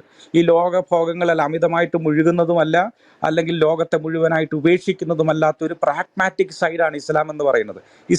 ഇസ്ലാം മനസ്സിലാക്കുന്നിടത്തോളം അതിലെ നമ്മുടെ നായകൻ ക്രിസ്തു വിവാഹിതനല്ല, സ്വർഗത്തിൽ ആരും വിവാഹം കൊടുക്കുന്നില്ല എന്ന് പറയുന്ന നമ്മൾ അതിലാണ് അഭിമാനം കൊള്ളുന്നത്. പക്ഷെ ഇസ്ലാം വേറൊരു ദൈവശാസ്ത്രമാണ് മുന്നോട്ട് വെക്കുന്നത്. അവരുടെ നേതാവ് അവരിൽ ഒരാളാണ്, അവരെ മുന്നിൽ നിന്ന് നയിച്ചിട്ടുള്ള, കുടുംബജീവിതത്തിൽ അവരെ മുന്നിൽ നിന്ന് നയിച്ചിട്ടുള്ള ആള്, ഭക്ഷണം കഴിക്കുന്ന കാര്യങ്ങളിൽ അവരെ മുന്നിൽ നയിച്ചിട്ടുള്ള ആള്, യുദ്ധം ചെയ്യുന്നതിൽ അവരെ മുന്നിൽ നിന്ന് നയിച്ചിട്ടുള്ള ആള്. അപ്പം ഇത് രണ്ടു തരം മൊറാലിറ്റിയാണ് മുന്നോട്ട് വെക്കുന്നത്, രണ്ടു തരം ആദർശമാണ് മുന്നോട്ട് വെക്കുന്നത്. ആ ഒരു ആദർശം നമ്മുടെതിൽ നിന്ന് വ്യത്യസ്തമായതുകൊണ്ട് അത് ഏറ്റവും മ്ലേച്ഛമായി പോകുന്നത് അതെങ്ങനെയാണ് ഏറ്റവും തെറ്റായി പോകുന്നത് എന്നുള്ളതാണ് എൻ്റെ അടിസ്ഥാനപരമായിട്ടുള്ള പ്രശ്നം. ഞാനൊരിപ്പോൾ സമയം കൂടുതൽ എടുത്തു എന്ന് അറിയത്തില്ല, ഏബൻ ഇങ്ങനെ പല കാര്യങ്ങൾ പറയേണ്ടി വന്നതുകൊണ്ടാണ് പിന്നെ കൂടുതൽ എടുത്തെങ്കിലും ക്ഷമിക്കുക. Thank you. കഴിഞ്ഞോ? കഴിഞ്ഞു. Thank you. ഒരു സെക്കൻഡ്, ജെയ്സ് ബ്രദറാണോ? ജെയ്സ് ബ്രദർ പറഞ്ഞോട്ടെ, എനിക്കൊരു ഒന്ന് മാറുകയും ചെയ്യണ്ടോ ലാസ്റ്റ്. അതായത് നമ്മൾ പറഞ്ഞ വഴിക്കല്ല അലൻ സാറ് മറുപടി പറയുന്നത്. വിശേഷിച്ച് ഇത് വല്ലാതെ ജനറലൈസ് ചെയ്യുന്നു. ഈ ഇസ്ലാം ഒരു പ്രാഗ്മാറ്റിക്കൽ തലത്തിൽ നിൽക്കുന്നു എന്നൊന്നും പ്രാക്ടിക്കലി നമുക്ക് കാണാൻ പറ്റില്ല. ഇനി ബൈബിളിൽ യുദ്ധം ഇല്ലെന്ന് പറഞ്ഞിട്ടേ ഇല്ല നമ്മൾ. ഓൾഡ് ടെസ്റ്റമെന്റിൽ യുദ്ധമുണ്ട്. അതുപോലെ അനിവാര്യ ഘട്ടങ്ങളിൽ ഒട്ടേറെ പ്രശ്നങ്ങൾ അവിടെ ഉണ്ട്. അതെല്ലാം മനുഷ്യനുണ്ടാക്കിയ മനുഷ്യന്റെ പ്രശ്നങ്ങളാണ്. ഇതുപോലെ മുഹമ്മദിനെയും കണ്ടുകൂടെ? അതുപോലെ കാണുന്നുള്ളൂ. അതിനപ്പുറത്ത് ആരപ്പോ അബ്രഹാം ഇത് പെങ്ങളാണെന്ന് പറയുന്നതും മുഹമ്മദ് ഇതേ കാര്യം പറഞ്ഞിട്ടുണ്ടെങ്കിൽ അതിനും രണ്ടർത്ഥമില്ല. ആര് പറഞ്ഞത്? അല്ലെങ്കിൽ എവിടെയാണ് മുഹമ്മദിനെ ഇകഴ്ത്തിക്കൊണ്ട് അബ്രഹാമിനെ പ്രകീർത്തിക്കുന്നത്? ഇവ രണ്ടുമില്ല ഇവിടെ സംഭവിക്കുന്നത്. മറ്റൊന്ന്, ഈ ഒരു ഇൻബിറ്റ്വീൻ ചിന്ത പുലർത്തുകയായിരുന്നു മുഹമ്മദ് എന്നല്ല, മുഹമ്മദ് വീണിടം വിദ്യയാക്കുകയായിരുന്നു. അദ്ദേഹത്തിന് ഭവിച്ച തെറ്റുകളെന്തോ അതിനെ തത്വവൽക്കരിച്ച് പ്രസംഗിക്കാൻ അണികൾക്ക് ഇട്ടുകൊടുക്കുകയായിരുന്നു. അത് മാത്രമല്ല, അദ്ദേഹം വിഷയലംബടം തന്നെയാണ്. അത് കേവലമായിട്ട് കല്യാണമല്ലിത്. പ്രായമുള്ളവരായിരുന്നു അദ്ദേഹത്തിന്റെ ഭാര്യമാരെന്നുള്ളതും തെറ്റാണ്. അബ്സയുടെ പ്രായം എത്ര? സൈനബിന്റെ പ്രായം എത്ര? ആകെ പ്രായമുള്ള ഒരു സ്ത്രീയെ കാണുന്നത് സൗദയാണ്. അല്ലെ ഏത് പ്രായമുള്ള സ്ത്രീയെ കിട്ടിയേ? ഇനി ഇദ്ദേഹത്തിന് 40 വയസ്സ് വരെ കുഴപ്പമില്ലായിരുന്നു. അത് ഈ കാര്യത്തിൽ മാത്രമല്ല, അദ്ദേഹത്തിന്റെ ഭൗതിക വിഷയങ്ങളിലൊക്കെ പറയുന്ന അനുസരിച്ചാണെങ്കിൽ കുഴപ്പക്കാരനല്ല. ഇനി ഒരാൾ ഇങ്ങനെ അദ്ദേഹത്തിന്റെ ജീവിതത്തിൽ ഉണ്ടായിരുന്ന അനിയന്ത്രിത വികാരങ്ങളെ അങ്ങനെ പിടിച്ചു നിർത്തി ഖദീജ മരിച്ചതോടെ കിട്ടിയ സ്വാതന്ത്ര്യം ഉപയോഗിച്ച് അദ്ദേഹം തികച്ചും വിഷയാസക്തനായി മാറുന്ന കാഴ്ച കണ്ടേ. അങ്ങനെ അല്ലെങ്കിൽ ഈ കൊച്ചു പെൺകുട്ടിയുണ്ടല്ലോ, ഉമ്മുഭാവി പെണ്ണുണ്ടല്ലോ, വയറയിൽ ഇഴയുന്ന കൊച്ച്, ആ കൊച്ചിനെ കല്യാണം കഴിക്കുമെന്ന് പറയുന്ന ഏതർത്ഥത്തിലാ, എന്ത് താല്പര്യത്തിലാ അത്? ഈ സൈനബ് വിവാഹം എന്ത് മാതൃക അതിനകത്തുള്ളത്? അങ്ങനെ മുഹമ്മദിനെ എടുത്താൽ ഒരു രാത്രി 11 സ്ത്രീകൾക്കൊപ്പം തന്റെ ഭാര്യമാരോടൊപ്പം കുളിക്കാതെ അദ്ദേഹം സംസർഗത്തിലേർപ്പെട്ടു. ഇത് രോഗമല്ലെങ്കിൽ പിന്നെ എന്താണ് സാർ? എന്താ ഇതിന് പറയുന്നത്? സാർ ഏതായാലും ഇത് പറഞ്ഞ വഴിക്ക് ഫിലോസഫിക്കലായി പറഞ്ഞു, സൈക്കോളജിക്കലായിട്ട് ഒന്ന് നിരീക്ഷിച്ചട്ടെ, ഇത് രോഗമല്ലെങ്കിൽ പിന്നെന്ത്? ഇങ്ങനെയുള്ള ഒരു തികച്ചും ആഭാസത്തരം മാത്രമാണ് അദ്ദേഹത്തിന്റെ കയ്യിലുള്ളത്. ഇനി എന്ത് അധ്യാത്മികതയാണ് അദ്ദേഹം പറയുന്നത്? എപ്പോഴും തന്നെ ഉയർത്തിക്കൊണ്ടിരിക്കുക, തന്നെ പ്രകീർത്തിക്കാൻ ആളിനെ ആക്കി വെക്കുക, തന്നെ സ്തുതിച്ചു പാടുന്ന ആളുകൾക്ക് കൂടുതൽ പരിഗണന നൽകുക, മിമ്പറിൽ അദ്ദേഹത്തെ പുകഴ്ത്തി പാട്ടുപാടാൻ, കവിതകൾ പാടാൻ ആളുകളെ നിർത്തുക, എതിരെ പറയുന്നവരെ ആളെ വിട്ടുകൊല്ലുക. അപ്പൊ ഇവിടെ അബ്രഹാമോ അല്ലെങ്കിൽ മോശയോ കൊന്നത് ഒരു ധാർമ്മികമായ നിലപാടിന്റെ പേരിലാണ്, ഓർക്കണം. അല്ലാതെ വ്യക്തിപരമല്ല അവിടെ വിഷയം. അവിടെ ഞാൻ അതിനെ ന്യായീകരിക്കുന്നില്ല, അതിനെ കൊലയുടെ ഭാഗത്തങ്ങ് വിട്ടു. കൊലയും കൊലപാതകവും രണ്ടായിട്ടാണ് കാണുന്നത്. അങ്ങനെ കാണണം, കാരണം ഒന്ന് പൊളിറ്റിക്സ് ആണ്. ഇവിടെ ഇദ്ദേഹം രാജാവൊന്നുമല്ല.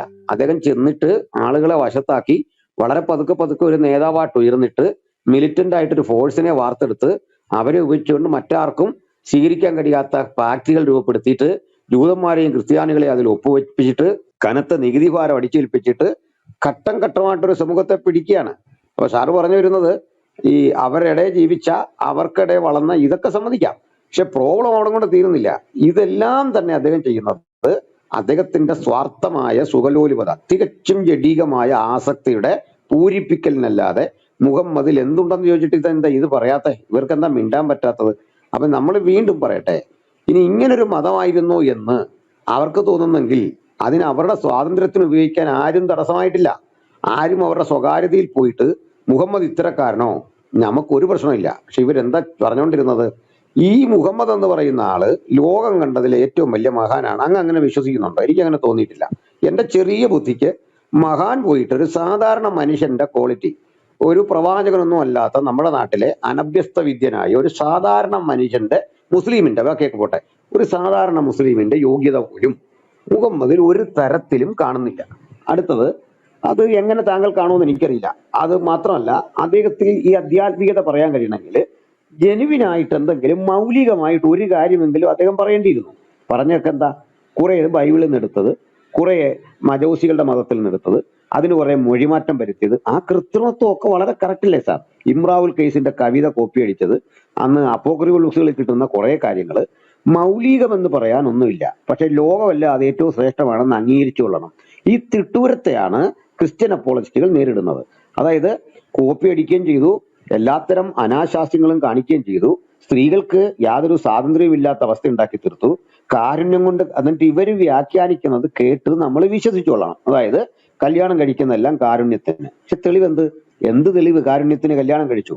പക്ഷെ കൃത്യം ഖുർആനിൽ എഴുതി വെച്ചിരിക്കുന്നത് നിനക്കൊരു ദുഃഖവും വരാതിരിക്കാനാണ്, കെട്ടിക്കോണം, ആവശ്യത്തിന് കെട്ടിക്കോണം. ചുരുക്കത്തിൽ അള്ളാഹു എന്ന ഒരു വസ്തുവില്ല, അത് മുഹമ്മദ് ഉണ്ടാക്കിയെടുത്തതാണെന്നും ഇദ്ദേഹത്തിന് ഇങ്ങനെയുള്ള കുറെ രതിവൈകൃതങ്ങൾ ഇതൊക്കെ ആവിഷ്കരിച്ചെടുക്കാൻ വേണ്ടി തികച്ചും പാവങ്ങളായ കുറെ മനുഷ്യരെ കൂടെ നിർത്തിക്കൊണ്ട്, ഉമർ പോലും ക്രൂരനാണെങ്കിൽ ഒരു പാവത്താനാണ്, ഇദ്ദേഹം പറഞ്ഞു വരുന്ന വാക്കുകളെല്ലാം കേട്ട് വിശ്വസിച്ചു പോയ ഒരു പാവത്താനാണ്. അബൂബക്കർ ശുദ്ധനായൊരു മനുഷ്യനാണ്. ഇവരെല്ലാം കൂട്ടിക്കൊണ്ട് അദ്ദേഹം അവരുടെ ഇടയിൽ ഒരു ഉണർവുണ്ടാക്കി സാമ്രാജ്യം പിടിച്ചെടുത്തു. ഇവർക്കും ഒരു സന്തോഷം. കാരണം ഈ സാറ് പറഞ്ഞ പോലെ തന്നെ ജഡീകമായിട്ട് വല്ലാതെ ഉല്ലസിക്കാം. സ്ത്രീകൾ കൃഷിയിടമാണ്, അനാവശ്യം മാത്രം, ജീവിതം മുഴുവൻ അത്. സ്ത്രീ കൊണ്ട് മുഹമ്മദിന് ശരീരം സമർപ്പിക്കുക.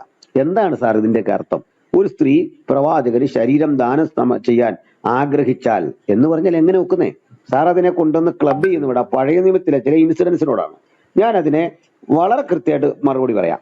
ഈ പഴയ നിയമത്തിൽ ഉപേക്ഷണം ഉണ്ടല്ലോ, ഇവർക്കും വേണമെങ്കിൽ മുത്തലാഖും തലാഖും ഒക്കെ ഉണ്ട്. മുത്തലാഖും തലാഖും പഴയ നിയമത്തിൽ ഉപേക്ഷണം അവിടെ നിൽക്കട്ടെ. ഇതേക്കുറിച്ച് യേശു കർത്താവ് പറയുന്ന ഒരു രീതിയുണ്ട്.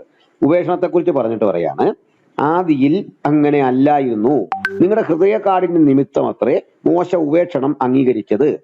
ആദിയിൽ അങ്ങനെ അല്ലായിരുന്നു. അതൊരു കൺസെന്റ് മാത്രമാണ്. എന്നിട്ട് പറയാ, ഞാനോ നിങ്ങളോട് പറയുന്നു. അതാണ് ക്രിസ്ത്യാനിത്വത്തിന്റെ ആദർശം.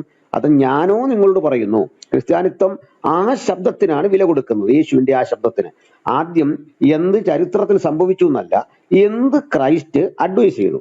സാർ ഒരു കാര്യം പറഞ്ഞു, നമ്മുടെ കർത്താവായ യേശു ക്രിസ്തു കുടുംബജീവിതം നയിച്ചിട്ടില്ല, അദ്ദേഹം അങ്ങനെ രാഷ്ട്രതന്ത്രജ്ഞനായിരുന്നില്ല. ഇതെല്ലാം അവിടെ നിൽക്കട്ടെ. പക്ഷേ ഇതൊന്നും അല്ലാതിരുന്ന ക്രിസ്തുവിന്റെ അനുഗാമികൾ രാഷ്ട്രം ഭരിച്ചിട്ടുണ്ട്, വളരെ അന്തസ്സായിട്ട് തന്നെ ഭരിച്ചിട്ടുണ്ട്.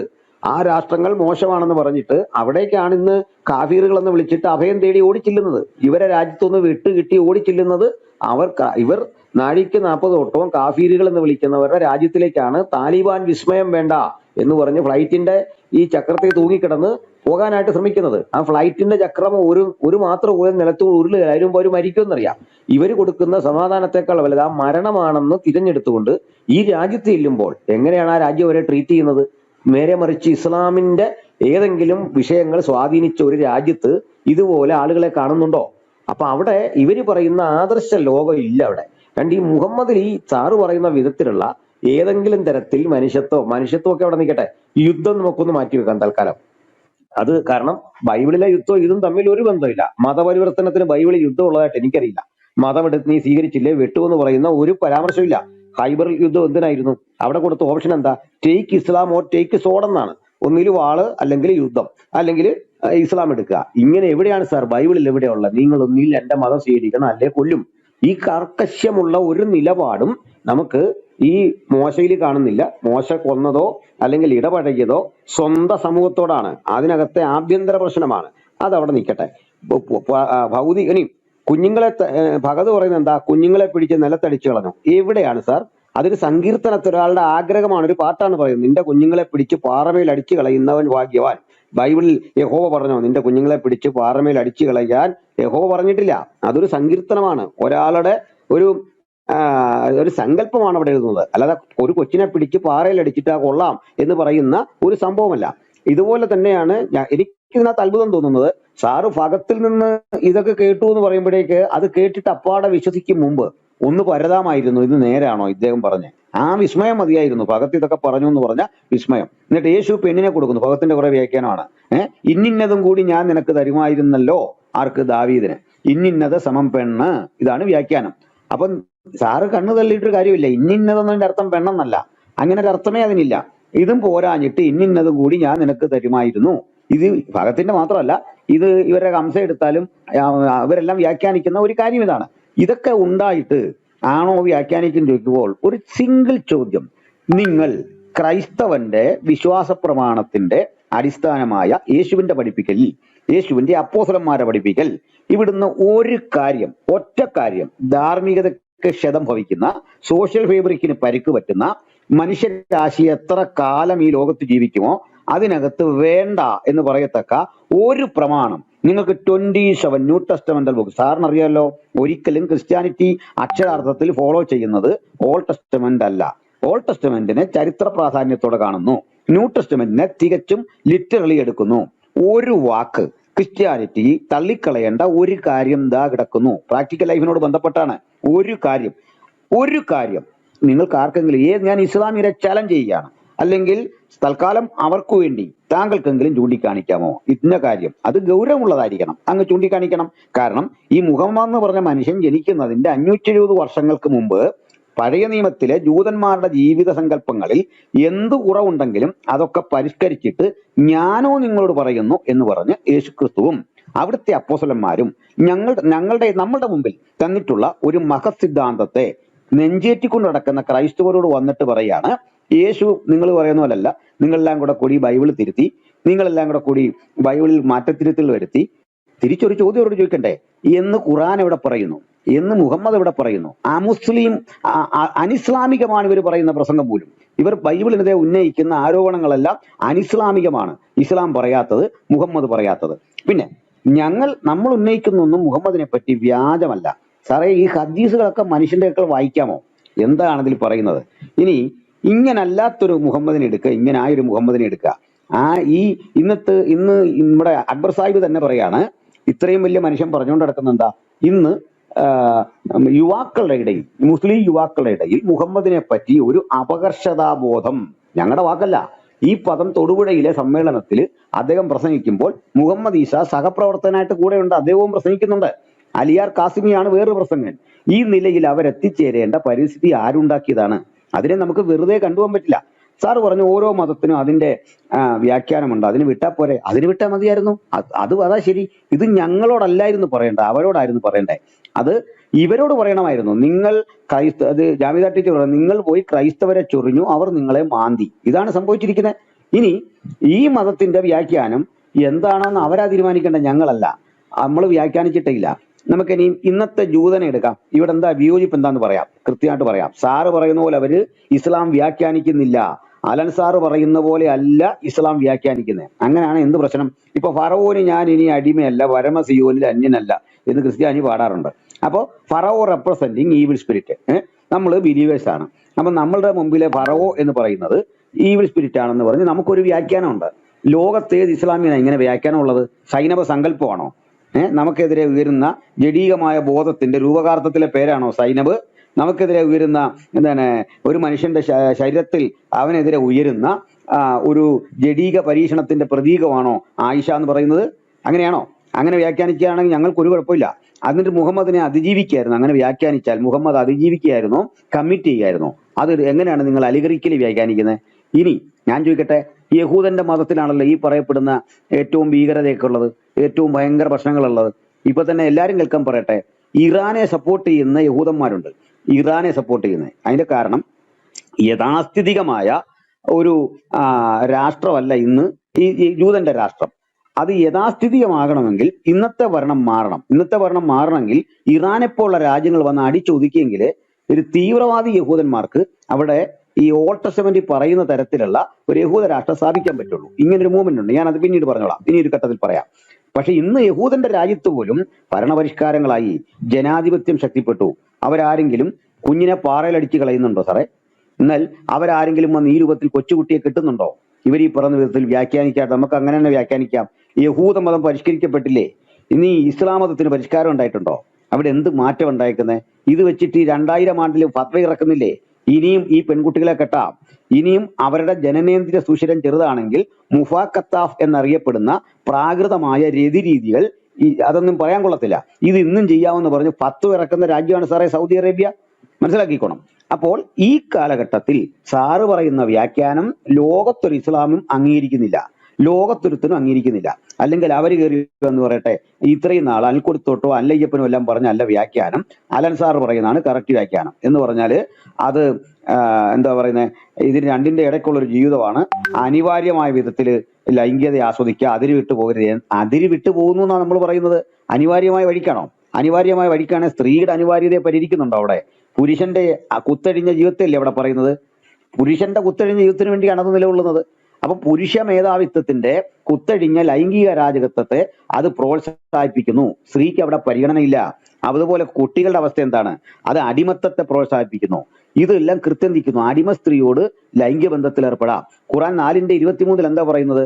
ഒരു അടിമ സ്ത്രീയുടെ വിവാഹം കഴിച്ചിട്ട് അവളോട് സെക്സ് ചെയ്യുന്നില്ലെങ്കിൽ അവളുടെ മകളോടാകാം. അത് പ്രാഗ്മാറ്റിക്ക? അത് രണ്ടിനും ഇടയിലുള്ള ഒരു മോഡറേറ്റർ ആയിട്ടുള്ള ലൈഫ് നയിക്കാനായിട്ട് പറയുകയാണോ? വിശുദ്ധ ജീവിതത്തിന്റെ തീവ്രതയുടെയും അങ്ങ് മോശപ്പെട്ട ജീവിതത്തിന്റെയും നടുക്ക് നമുക്കൊരു ഇടത്തരം ജീവിതം സ്വീകരിക്കുക എന്ന് പറയുന്ന ആ മോഡറേറ്റർ ലൈഫിനുള്ള ഇൻവിറ്റേഷൻ ആണോ അത്? അങ്ങനെ എങ്ങനെ ഏതളവിൽ അത് അങ്ങനെ വ്യാഖ്യാനിക്കുന്നത്? അപ്പൊ ഇവിടുത്തെ പ്രശ്നം എന്താണെന്ന് വെച്ചാൽ, സാറ് എന്നോട് പറഞ്ഞു ഇസ്ലാമിനെ നമ്മൾ കാണുന്ന പേഴ്സ്പെക്റ്റീവിന്റെ പ്രശ്നമാണ്. അതിനാ ഞങ്ങൾ കുറച്ച് നാളായിട്ട് ചോദിച്ചുകൊണ്ടിരിക്കുന്നത്. ആ പേഴ്സ്പെക്റ്റീവിന്റെ പ്രശ്നമാണെങ്കിൽ നമുക്ക് പരിഹരിച്ചു പോകണം.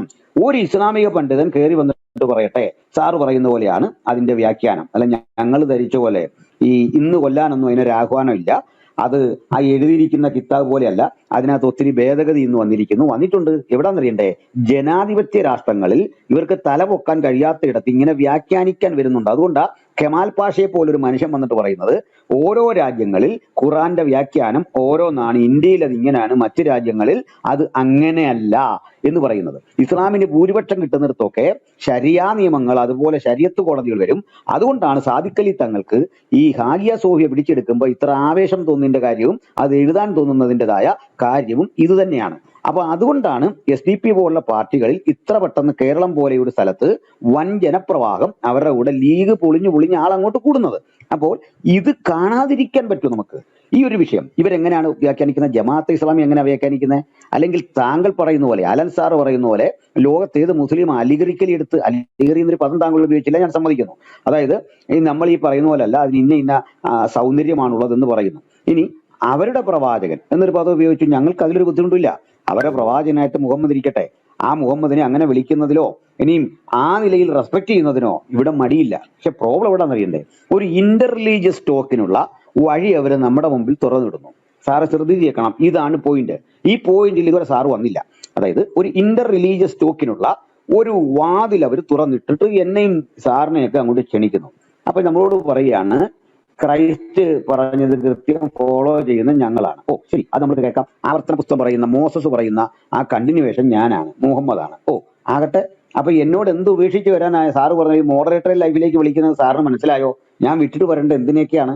ഞാൻ വിട്ടിട്ട് വരേണ്ടത് യേശു പഠിപ്പിച്ച, പൗലോസ്ലീഹ പഠിപ്പിച്ച, അപ്പോസ്തലന്മാർ പഠിപ്പിച്ച ഉന്നതമായ ജീവിത മൂല്യങ്ങളുടെ വഴി വിട്ടിട്ട് ഞാനൊന്ന് താഴോട്ടിറങ്ങിയിട്ട് 6-ാം നൂറ്റാണ്ടിലെ കാട്ടറബി ജീവിതത്തിലേക്ക് പോകണം. ദാൻ ഈ ഇൻവിറ്റേഷനെയാണ് ഞങ്ങൾ ചലഞ്ച് ചെയ്യുന്നത്. അല്ല വേറെ ഇസ്ലാം തലകുത്തി നിൽക്കുന്നതോ അവര് മറിയുന്നതോ അവരെന്തോ കാണിക്കുന്നോ അല്ല ഞങ്ങളുടെ പ്രശ്നം. ക്രിസ്ത്യാനിറ്റിക്ക് നേരെ വന്നിട്ട് ഇതാണ് കുറെ കൂടെ ശ്രേഷ്ഠം എന്ന് പറഞ്ഞ് കൺവിൻസ് ചെയ്യിച്ചു. അല്ലെ ഞങ്ങളെ ഒന്ന് ബോധ്യപ്പെടുത്തിത്താ ഇന്ന കാരണങ്ങളാൽ. ഈ ഒറ്റ ചോദ്യമേ ഇവിടെ അവശേഷിക്കുന്നുള്ളൂ. അല്ലാതെ അദ്ദേഹത്തിന്റെ കല്യാണമോ, അദ്ദേഹം മദ്യം കഴിച്ചതോ, നബി തന്ന മദ്യം കുടിച്ചതോ, സൗദാ ബീവിയെ ഉപേക്ഷിച്ചതോ, ഇതൊക്കെ സാറേ ഒന്നും നമ്മൾ പരിശോധിച്ച് നോക്കിയാൽ സൗദ ബീവിയെ ഉപേക്ഷിക്കുന്നു, ഊഴം ആയിഷയ്ക്ക് കൊടുക്കാന്ന് പറയുമ്പോൾ തിരിച്ചെടുക്കുന്നു, ഉമ്മുവാബി മറ്റേ മാര്യത്തിന് ഹഫ്സയുടെ വീട്ടിൽ പോയിട്ട് ഇതൊന്നും പറയാൻ കൊള്ളത്തില്ല, പോട്ടെ, ഇങ്ങനെയുള്ള കാര്യങ്ങൾ ചെയ്യുന്നു. ജീവിതം മുഴുവൻ, ഞാൻ ഒറ്റ വാക്കിൽ എല്ലാവരും കേൾക്കുന്നത് പറയട്ടെ, തലച്ചോറ് കൊണ്ട് ചിന്തിക്കേണ്ടതിന് പകരം ജനനേന്ദ്രിയം കൊണ്ട് ചിന്തിച്ച് ഒരു മഹാനെ ലോകത്തുള്ളൂ. ആ പദം തന്നെ പറയാം, അതിന് വരാമെന്ന് എന്തും ഞാൻ സഹിച്ചു. ജനനേന്ദ്രിയം കൊണ്ട് ചിന്തിക്കാൻ സമൂഹത്തെ പഠിപ്പിച്ച മനുഷ്യനാണ് മുഹമ്മദ്. അപ്പൊ ചിന്തയ്ക്ക് ഉപയോഗിച്ച സംഗതി എന്താ? അല്ല പിന്നെന്തോ ഇതിന് പേര് പറയേണ്ടത്? എല്ലായ്പ്പോഴും ഇത് മാത്രം. എന്നിട്ട് ഇന്ന് വന്ന് വെളുപ്പിക്കുമ്പോൾ എന്താ പറയുന്നത്? ഹദീസ് നിവേദനം ചെയ്യാനായിരുന്നു ഈ പെണ്ണിനെ കെട്ടിയതെന്ന് പറയുമ്പോൾ അത് ഞങ്ങൾ വിശ്വസിക്കാൻ പറ്റുന്നില്ല. അതിന് കാരണം ഈ 5 വയസ്സുകാരിയെ കെട്ടിയെങ്കിലേ ഹദീസ് ഇങ്ങോട്ട് വരുള്ളൂ. ഹദീസ് വരണമെങ്കിൽ 10, 16, 17 വയസ്സായ പെണ്ണിരുന്നാലും 35, 40 വയസ്സിരുന്നാലും ഹദീസിന് വരാൻ എന്താ ബുദ്ധിമുട്ട്? അല്ലെങ്കിൽ അതുപോലെ സ്റ്റാൻഡേർഡ് ഉള്ള സാധനമാണോ ഇങ്ങനെ സൂക്ഷിച്ചേക്കുന്നത്? ഇതല്ല എന്താ ചോദിക്കുന്നത്? ഒരു സാറിനറിയാലോ, ഞാൻ ഈ തവരിയെക്കുറിച്ച് ഞാൻ പറയാറിയാലോ, 300 കൊല്ലം ഇസ്ലാമിക ലോകം ചർച്ച ചെയ്ത വിഷയം എന്താ? മോഡറേറ്റഡായ ലൈഫാന്ന് പറഞ്ഞിട്ട് 300 വർഷം ഇസ്ലാമിക ലോകം ചർച്ച ചെയ്തത് ഒരു സ്ത്രീയെ അവളുടെ പിൻഭാഗത്തു കൂടി പ്രവേശിക്കാമോ സെക്സിന് നോക്കണം, പിൻഭാഗത്തു കൂടി സെക്സ് ആകാമോ എന്നുള്ള വിഷയം തബരിയുടെ കാലം വരെ നീണ്ടു നിന്ന ചർച്ച അന്നാണ് തീരുന്നത്. അതിനൊരു ഉത്തരം കണ്ടെത്തിയത് മനസ്സിലാക്കിക്കൊള്ളണം. ഇതൊക്കെ ഏതോ ഭയങ്കര തത്വചിന്തയാണ്, അത് ലോകത്തിന് ഇതുവരെ കിട്ടാത്ത ഭയങ്കര ചിന്തയാണ്. ഈ രൂപത്തിൽ പറഞ്ഞാൽ അവരിത് പറഞ്ഞ് വെളുപ്പിക്കുന്നുണ്ടാകും. ഈ രൂപത്തിൽ പറഞ്ഞാൽ ക്രൈസ്തവർ ഇവരെക്കാൾ എഡ്യൂക്കേറ്റഡ് ആണ്. അതൊരു സത്യമല്ലേ? അവരെ അത് പറഞ്ഞ് മനസ്സിലാക്കിയത് കോമഡിയാണ്. അത് കൺവിൻസ് ചെയ്യിക്കാൻ ഇവർക്ക് ഒരിക്കലും പറ്റില്ല. ഞാൻ ഒന്നുകൂടെ പറഞ്ഞു നിർത്തിയേക്കാം. സാർ അവസാനം പറഞ്ഞൊരു കാര്യമുണ്ട്. അതായത് ഭഗവത്ഗീത, അതിൽ കുറെ കാര്യങ്ങൾ കാണും. അതിനെ ഇന്ന് കാണുന്ന അർത്ഥത്തിൽ എടുക്കരുത്. അത് ഇന്ന് നമുക്ക് കാലഹരണപ്പെട്ട് അതിനെ അക്ഷരാർത്ഥത്തിൽ എടുക്കും. ഇത് TG മോഹൻദാസും ഞാനും കൂടെ നടത്തിയൊരു ചർച്ചയിൽ ഇതേ അഭിപ്രായം ഞാനും പറഞ്ഞു. മതഗ്രന്ഥങ്ങളെ ആ കാണുന്ന വിധത്തിൽ എടുത്ത് അതിനെ അവഹേളിക്കേണ്ട ഒരു കാര്യമില്ല. ഖുറാനെയും ബൈബിളിനും ഒക്കെ അത് കിടന്നോട്ടെ, മനുസ്മൃതിയൊക്കെ പൊക്കോട്ടെ. പക്ഷെ ഈ ചിന്ത കൊണ്ട് ഇന്ന് വന്നിട്ട് എനിക്കിത് നടപ്പിലാക്കണം എന്ന് പറയുന്നത് ഇസ്ലാം ഒഴിയെ വേറെ ആരുമല്ല. മനുസ്മൃതി ഇത് നടപ്പിലാക്കണം എന്ന് ആരും വന്നിട്ടുണ്ടോ? അങ്ങനെ ആരും വന്നിട്ടില്ല.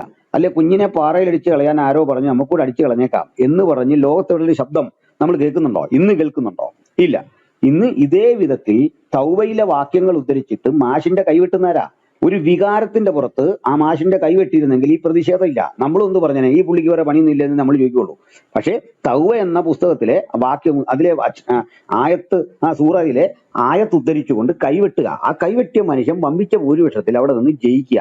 ഈ ആസൂത്രിതമായ പരിപാടി ലോകത്തിന്റെ എല്ലായിടത്തും ഇസ്ലാം കൃത്യം ചെയ്യുന്നു, കൃത്യമായിട്ട് അത് നടപ്പിലാക്കുന്നു. ഈ പ്രവണതയാണ് നമ്മൾ വിമർശിക്കുന്നത്. ഇനി മതഗ്രന്ഥങ്ങൾ എഴുതി വെച്ച കാര്യം അതേപടി നടപ്പിലാക്കാമെന്ന് ചോദിച്ചാൽ ഞാൻ വീണ്ടും ഈ ചലഞ്ച് സകല മുസ്ലിങ്ങളുടെ മുമ്പിൽ വെക്കുന്നു. ഞങ്ങൾ അക്ഷരാർത്ഥത്തിൽ പാലിച്ചു പോകുന്നത് വിശുദ്ധ ബൈബിളിലെ 27 പുസ്തകങ്ങൾ, പഴയ പുതു നിയമത്തിലെ 27 പുസ്തകങ്ങളാണ് അക്ഷരാർത്ഥമുള്ളത്. ബാക്കി പുസ്തകങ്ങൾക്ക് ഞങ്ങൾക്ക് സ്പിരിച്വൽ മീനിങ്ങേ ഉള്ളൂ. ഓൾഡ് ടെസ്റ്റമെന്റ് എന്ന് പറഞ്ഞാൽ സ്പിരിച്വൽ മീനിങ് ആണ്.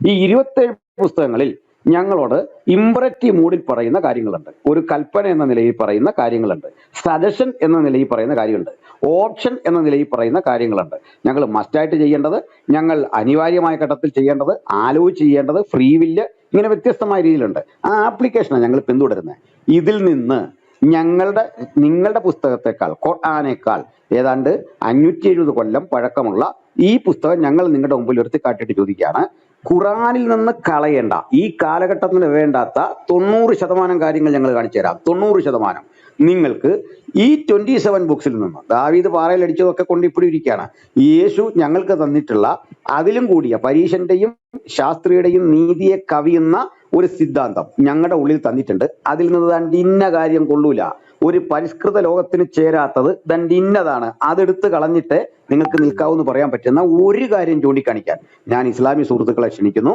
ഞാൻ തൽക്കാലം നിർത്തുന്നു. എനിക്ക് നാളെ നേരെ ഒരു പ്രോഗ്രാം. ഒന്ന് ബാക്ക് ചാനൽ ചെക്ക് ചെയ്യണേ. Okay first. Okay, Jaise brother ഒരു 2 മിനിറ്റ് എടുത്ത് ഒന്ന് എന്താ പറയാൻ അനിൽ ബ്രദറിലോട്ട് പോക്കാം. ഓക്കെ, ഒരു ക്ലാരിറ്റിക്ക് വേണ്ടിയാ. അരുൺ ബ്രദർ പ്രൈസിലോട്ട്. അരുൺ ബ്രദർ ആദ്യം പറഞ്ഞ കാര്യം, അതായത് ഇംഗ്ലീഷിനെ പറ്റി പറഞ്ഞ സമയത്ത് അരുൺ ബ്രദർ കോട്ട് ചെയ്ത് വായിച്ച ടെക്സ്റ്റ് ഏതായിരുന്നു അത്? എന്താണ് അരുൺ ബ്രദർ അവിടെ പറയാൻ ശ്രമിച്ചെന്ന് മനസ്സിലായില്ല, ഒന്നുകൂടെ പറയാമോ അരുൺ ബ്രദർ?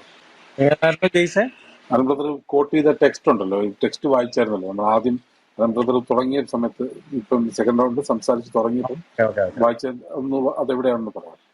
അത് ജസ്റ്റ് ഇൻ സെക്കൻഡ് അപ്പോളജി, പിന്നെ 3-ാമത്തെ ചാപ്റ്റർ, പിന്നെ ആണ്. പിന്നെ 3-ാമത്തെ ചാപ്റ്റർ ഞാൻ അതിന്റെ 1 തൊട്ടുള്ള ഭാഗങ്ങളാണ് വായിച്ചത്. ആദ്യം എന്റെ ഗ്രീക്ക് ടെക്സ്റ്റ് ഉണ്ട്, പിന്നെ ഇംഗ്ലീഷ് ജസ്റ്റ് സെക്കൻഡ് അപ്പോളജി. എനിക്ക് ഓക്കെ, അതിനകത്ത് കൺഫ്യൂഷൻ വരാൻ കാരണം അനിൽ ബ്രദർ ഇവിടെ വായിച്ചത് അതല്ലായിരുന്നല്ലോ, ഡിസ്കോസ് ടു ദ ഗ്രീക്സ് ആയിരുന്നു വായിച്ചത്. അതെ, ഭാഗമാണ്, അതിന്റെ പ്രിമൈസ് ആണ് അദ്ദേഹം അത് പറഞ്ഞത്. ചാപ്റ്റർ 2 വായിച്ചെന്നാണോ ബ്രദർ പറയുന്നത്? Chapter 3, chapter 3 chapter. എനിക്കത് അനിൽ ബ്രദർ കൊണ്ടുവരാൻ ശ്രമിച്ച പോയിന്റ്, അതായത് അനിൽ ബ്രദറിന് ഒരുപക്ഷെ ഇംഗ്ലീഷ് അറിയാതെ മനസ്സിലാകാത്തോണ്ടായിരിക്കും അതിൻ്റെ അകത്ത് അങ്ങനെയൊന്നും പറഞ്ഞിട്ടില്ല, അല്ലെങ്കിൽ ഒരു പൊളിമിക് സ്റ്റൈലിൽ പറഞ്ഞിട്ടില്ല എന്നുള്ളത് അത് വായിച്ചിട്ട് എനിക്ക് തോന്നിയില്ല. നമ്മള് ഫസ്റ്റ് ഞാൻ അതിനെപ്പറ്റി 1 മിനിറ്റ് ഒന്ന് പറയാം. ഞാൻ അങ്ങനെ അദ്ദേഹം ഉണ്ടാക്കി പറഞ്ഞല്ല പറഞ്ഞത്, ഞാൻ അതിന്റെ പ്രിമൈസ് ആണ് അദ്ദേഹം പറഞ്ഞു വന്നത്, അതിന്റെ ക്രക്സിന്റെ ഒരു ഭാഗമാണ് ഞാൻ വായിച്ചതെന്നാണ് ഞാൻ പറഞ്ഞത്. ക്രക്സ് വായിക്കുമ്പോൾ ഭയങ്കര സ്ട്രോങ് ആയിട്ടാണ് അതിൻ്റെ അകത്ത് എഴുതിയിരിക്കുന്നത്.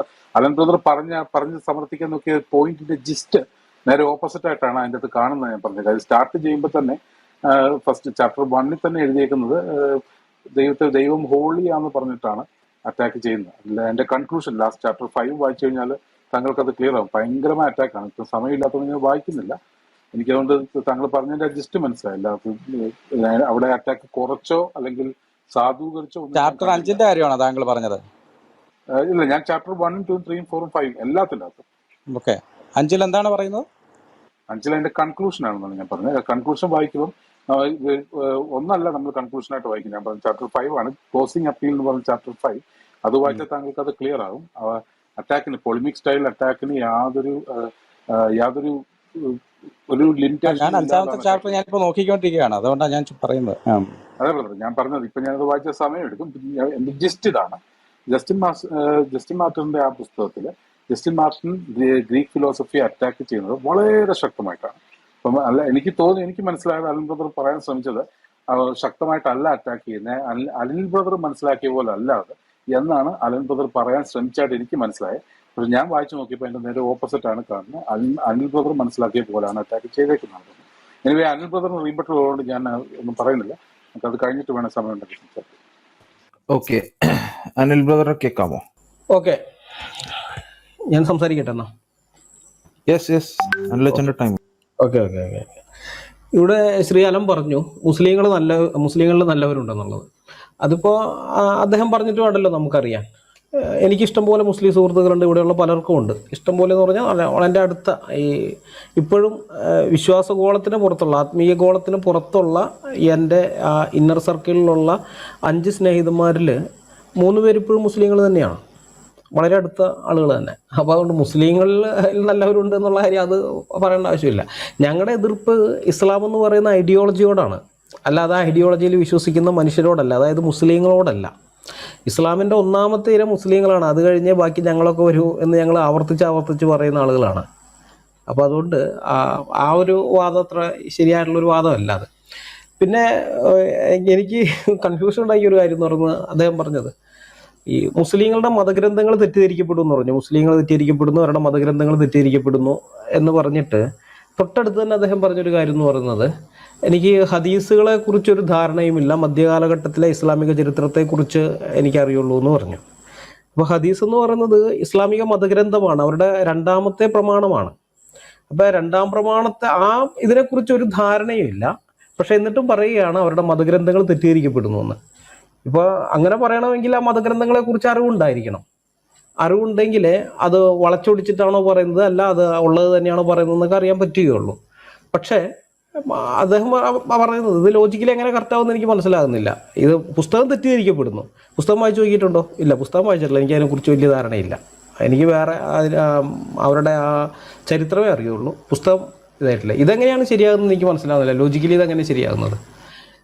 പിന്നെ ഇടയിൽ സുബൻ്റെ പേര് പറഞ്ഞ കാര്യം അതെന്താണെന്ന് വെച്ചാൽ, ഞാൻ പറയാൻ പോകുന്ന കാര്യത്തിന് വളച്ചൊടിച്ചുകൊണ്ട് മറുപടി വരാൻ സാധ്യതയുണ്ടെന്നുള്ള തിരിച്ചറിവിൽ നിന്നാണ്. കാരണം ഇന്നലെ സംസാരിച്ച് കഴിഞ്ഞപ്പോൾ സുബനൊക്കെയുള്ള റൂമിൽ, ഇന്നലെയാണോ ഇന്നാണോ ഇന്നലെയാണെന്ന് തോന്നുന്നു, സംസാരിച്ച് കഴിഞ്ഞപ്പോൾ ഞാനൊരു കാര്യം പറഞ്ഞിരുന്നു.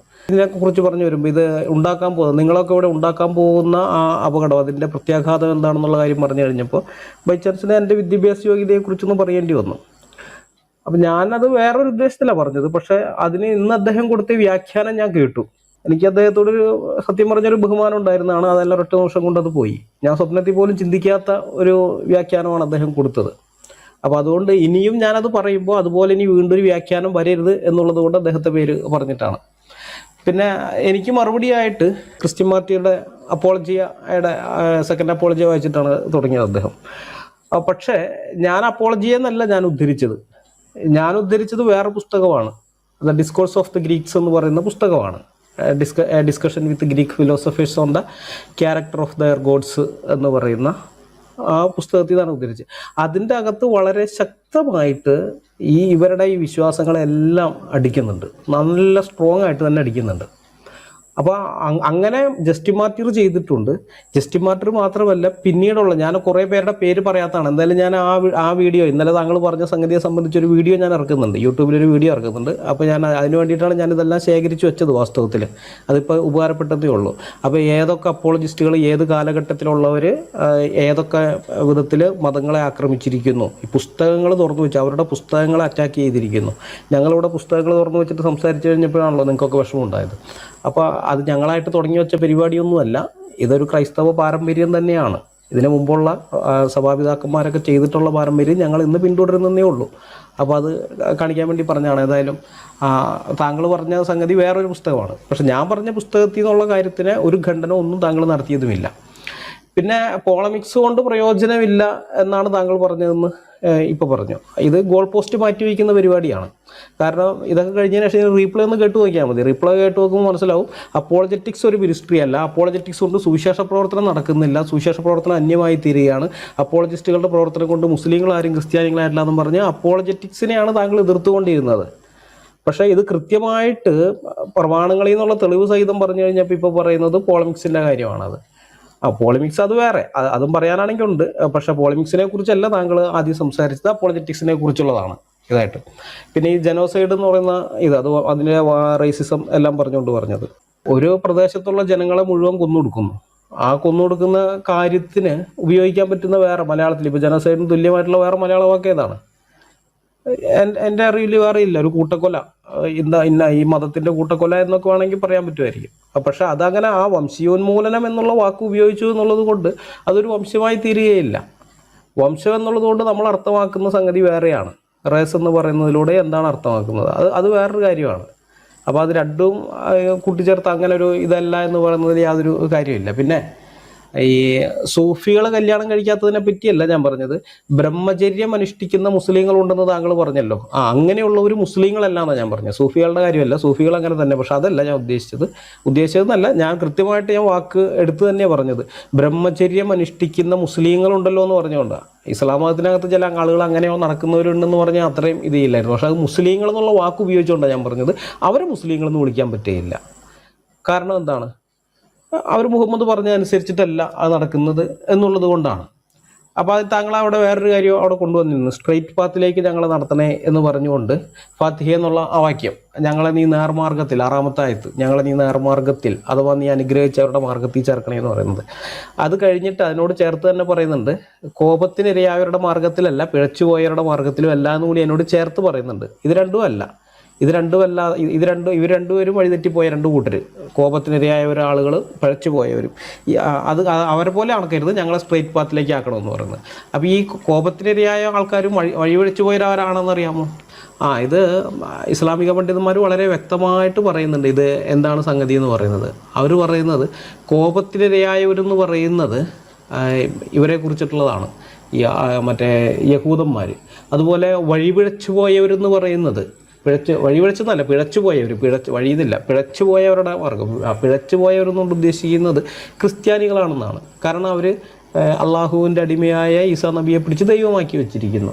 പിന്നെ ഈസാ നബി മരിച്ചു, ആ മരണത്തിലൂടെ അവർക്ക് രക്ഷ കിട്ടുമെന്നൊക്കെ അവർ വിശ്വസിക്കുന്നത്. ഇത്തരം കാര്യങ്ങളൊക്കെ അവർ വിശ്വസിക്കുന്നത്. അതുകൊണ്ട് അവർ പിഴച്ചുപോയി എന്നാണ് പറയുന്നത്.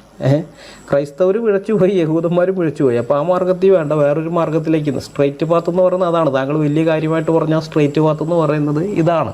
താങ്കൾ ക്രിസ്ത്യൻ വിശ്വാസത്തിൽ തന്നെയാണ് ഇപ്പോഴുള്ളതെന്ന് ഞാൻ വിചാരിക്കുന്നു. അങ്ങനെയാണെങ്കിൽ താങ്കളെ അടക്കമാണ് ചേർത്തിട്ട് അത് പറഞ്ഞിരിക്കുന്നതെന്ന് ഓർക്കണം. പിന്നെ അതിനടുത്തൊരു കോമഡി ആയിട്ടൊരു കാര്യം കൂടി പറഞ്ഞു, മുഹമ്മദ് സമ്മതിച്ചിട്ടില്ല അതുകൊണ്ട് അത് ഇസ്ലാമല്ല എന്നുള്ള വാദം, എൻ്റെ വാദം. അവർ മുസ്ലിങ്ങളല്ല എന്ന് ഞാൻ പറഞ്ഞ ആ കാര്യത്തിനെ പറ്റിയിട്ടാണ്. അങ്ങനെയല്ല അത് മനസ്സിലാക്കേണ്ടത്, ഒരു മതവും അങ്ങനെയല്ല ഫംഗ്ഷൻ ചെയ്യപ്പെടുന്നതെന്നൊക്കെ പറഞ്ഞു. അത് ഇസ്ലാമിനെ കുറിച്ചുള്ള താങ്കളുടെ അറിവില്ലായ്മ കൊണ്ടാണെന്ന് ഞാൻ പിന്നെയും ആവർത്തിച്ച് പറയാൻ ആഗ്രഹിക്കുകയാണ്. കാരണം അത് പറയുമ്പോൾ വ്യക്തിതിശയമായിട്ടൊന്നും വ്യാഖ്യാനിച്ചിട്ട് കാര്യമൊന്നുമില്ല. കാരണം താങ്കൾ പറഞ്ഞത് അതുപോലെ തന്നെയുള്ള വിവരക്കേടായതുകൊണ്ടാണ്. വളരെ വ്യക്തമായിട്ട് സൂറ 33-36 പറയുന്നുണ്ട്. സൂറ അഫ്സാബ് ഉണ്ടല്ലോ, 33-36. താങ്കൾക്ക് ഇസ്ലാമിക ഗ്രന്ഥങ്ങളെക്കുറിച്ച് വലിയ അറിവില്ല എന്ന് പറഞ്ഞതുകൊണ്ട് ഒരുപക്ഷെ ഇതറിയാൻ സാധ്യതയില്ല. പക്ഷേ ഞാൻ ആയത്ത് മലയാളത്തിലുള്ള അതിൻ്റെ പരിഭാഷ വായിച്ചുതരാം.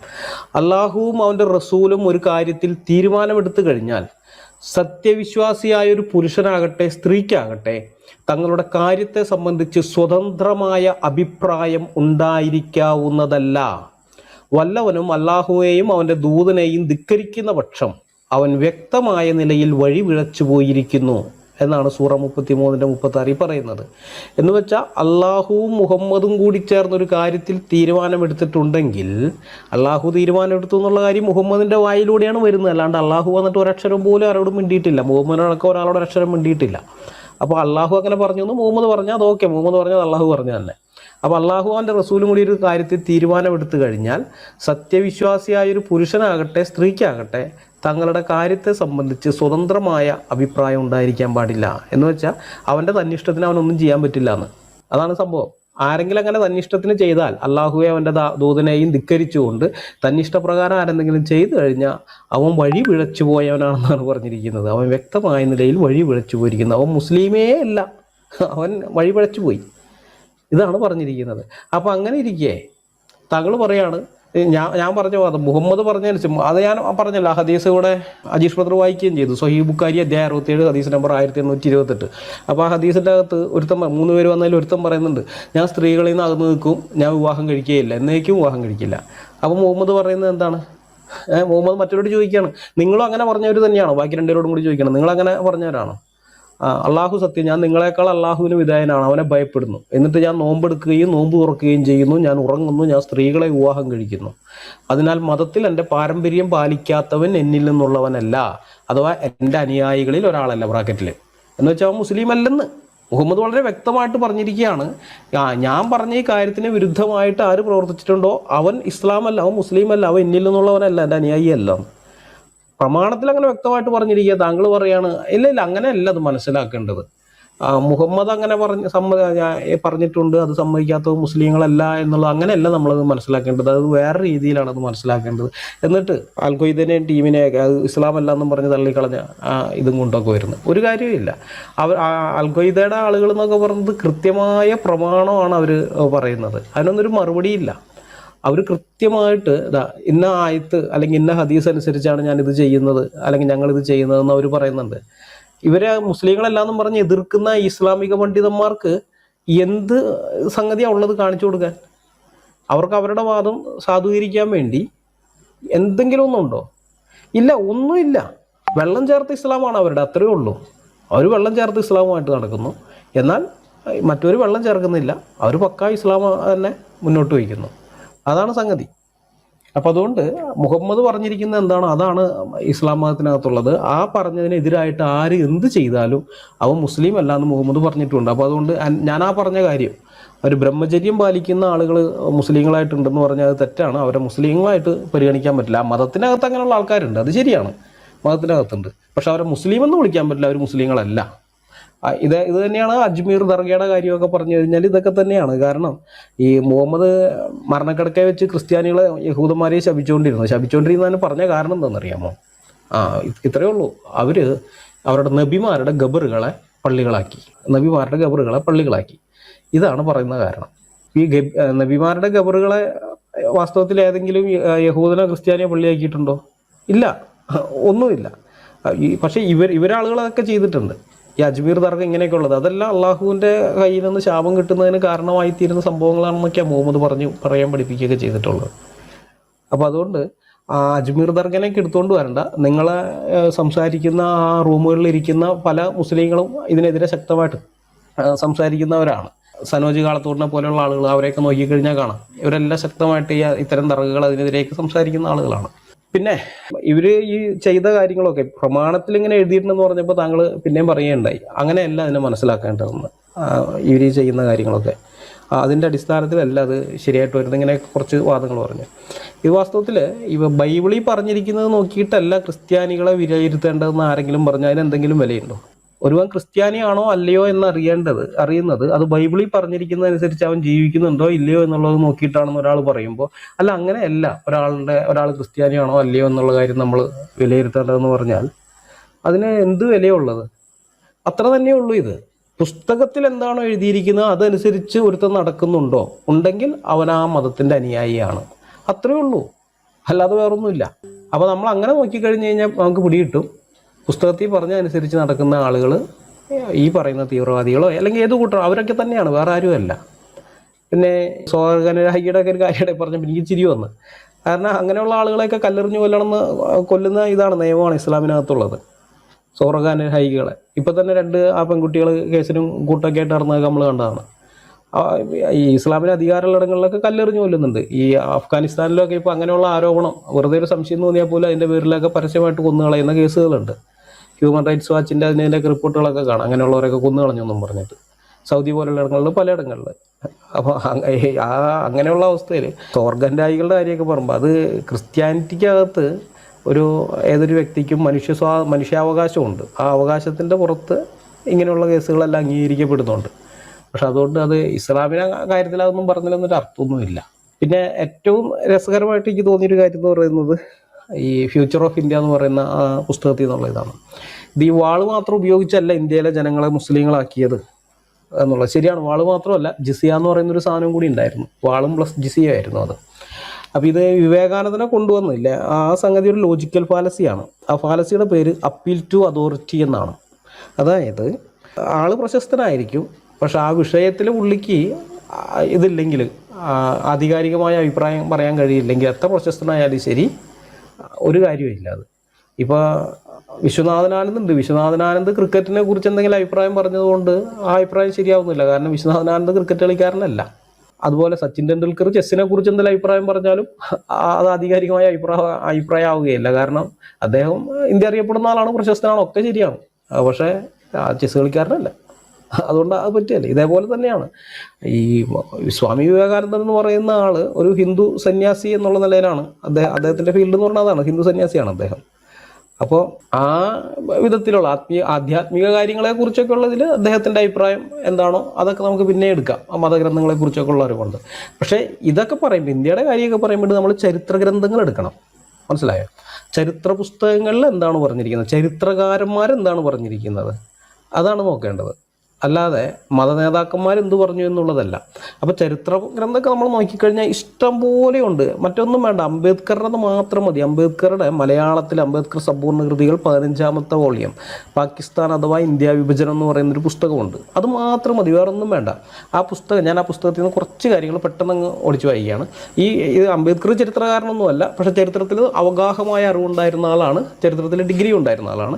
പക്ഷേ അദ്ദേഹം ഇതിൽ ഉദ്ധരിച്ചിരിക്കുന്നത് മുഴുവൻ, ഈ പുസ്തകത്തിൽ ഉദ്ധരിച്ചിരിക്കുന്നതെല്ലാം ഈ ചരിത്രകാരനായ ഡോക്ടർ ടൈറ്റസിൻ്റെ ഇന്ത്യൻ ഇസ്ലാം എന്ന് പറയുന്ന പുസ്തകം, അതുപോലെ തന്നെ ലേൻ പൂളിൻ്റെ മിഡീവിയൽ ഇന്ത്യ എന്ന് പറയുന്ന പുസ്തകം, പിന്നെ അതല്ലാതെ ഈ ഓരോരോ ഇസ്ലാമിക രാജാക്കന്മാരുടെ കാലഘട്ടത്തിൽ ജീവിച്ചിരുന്ന ഇസ്ലാമിക ചരിത്രകാരന്മാർ, അതായത് കൊട്ടാരത്തിലൊക്കെ ഉണ്ടായിരുന്ന ഈ ബാബർനാമ, അക്ബർനാമ എന്നൊക്കെ പറഞ്ഞ് രാജാക്കന്മാരുടെ ചരിത്രമൊക്കെ എഴുതി വെച്ചിരിക്കുന്ന അത്തരം പുസ്തകങ്ങൾ, ഇതൊക്കെയാണ് അദ്ദേഹം ഉദ്ധരിച്ചിരിക്കുന്നത്.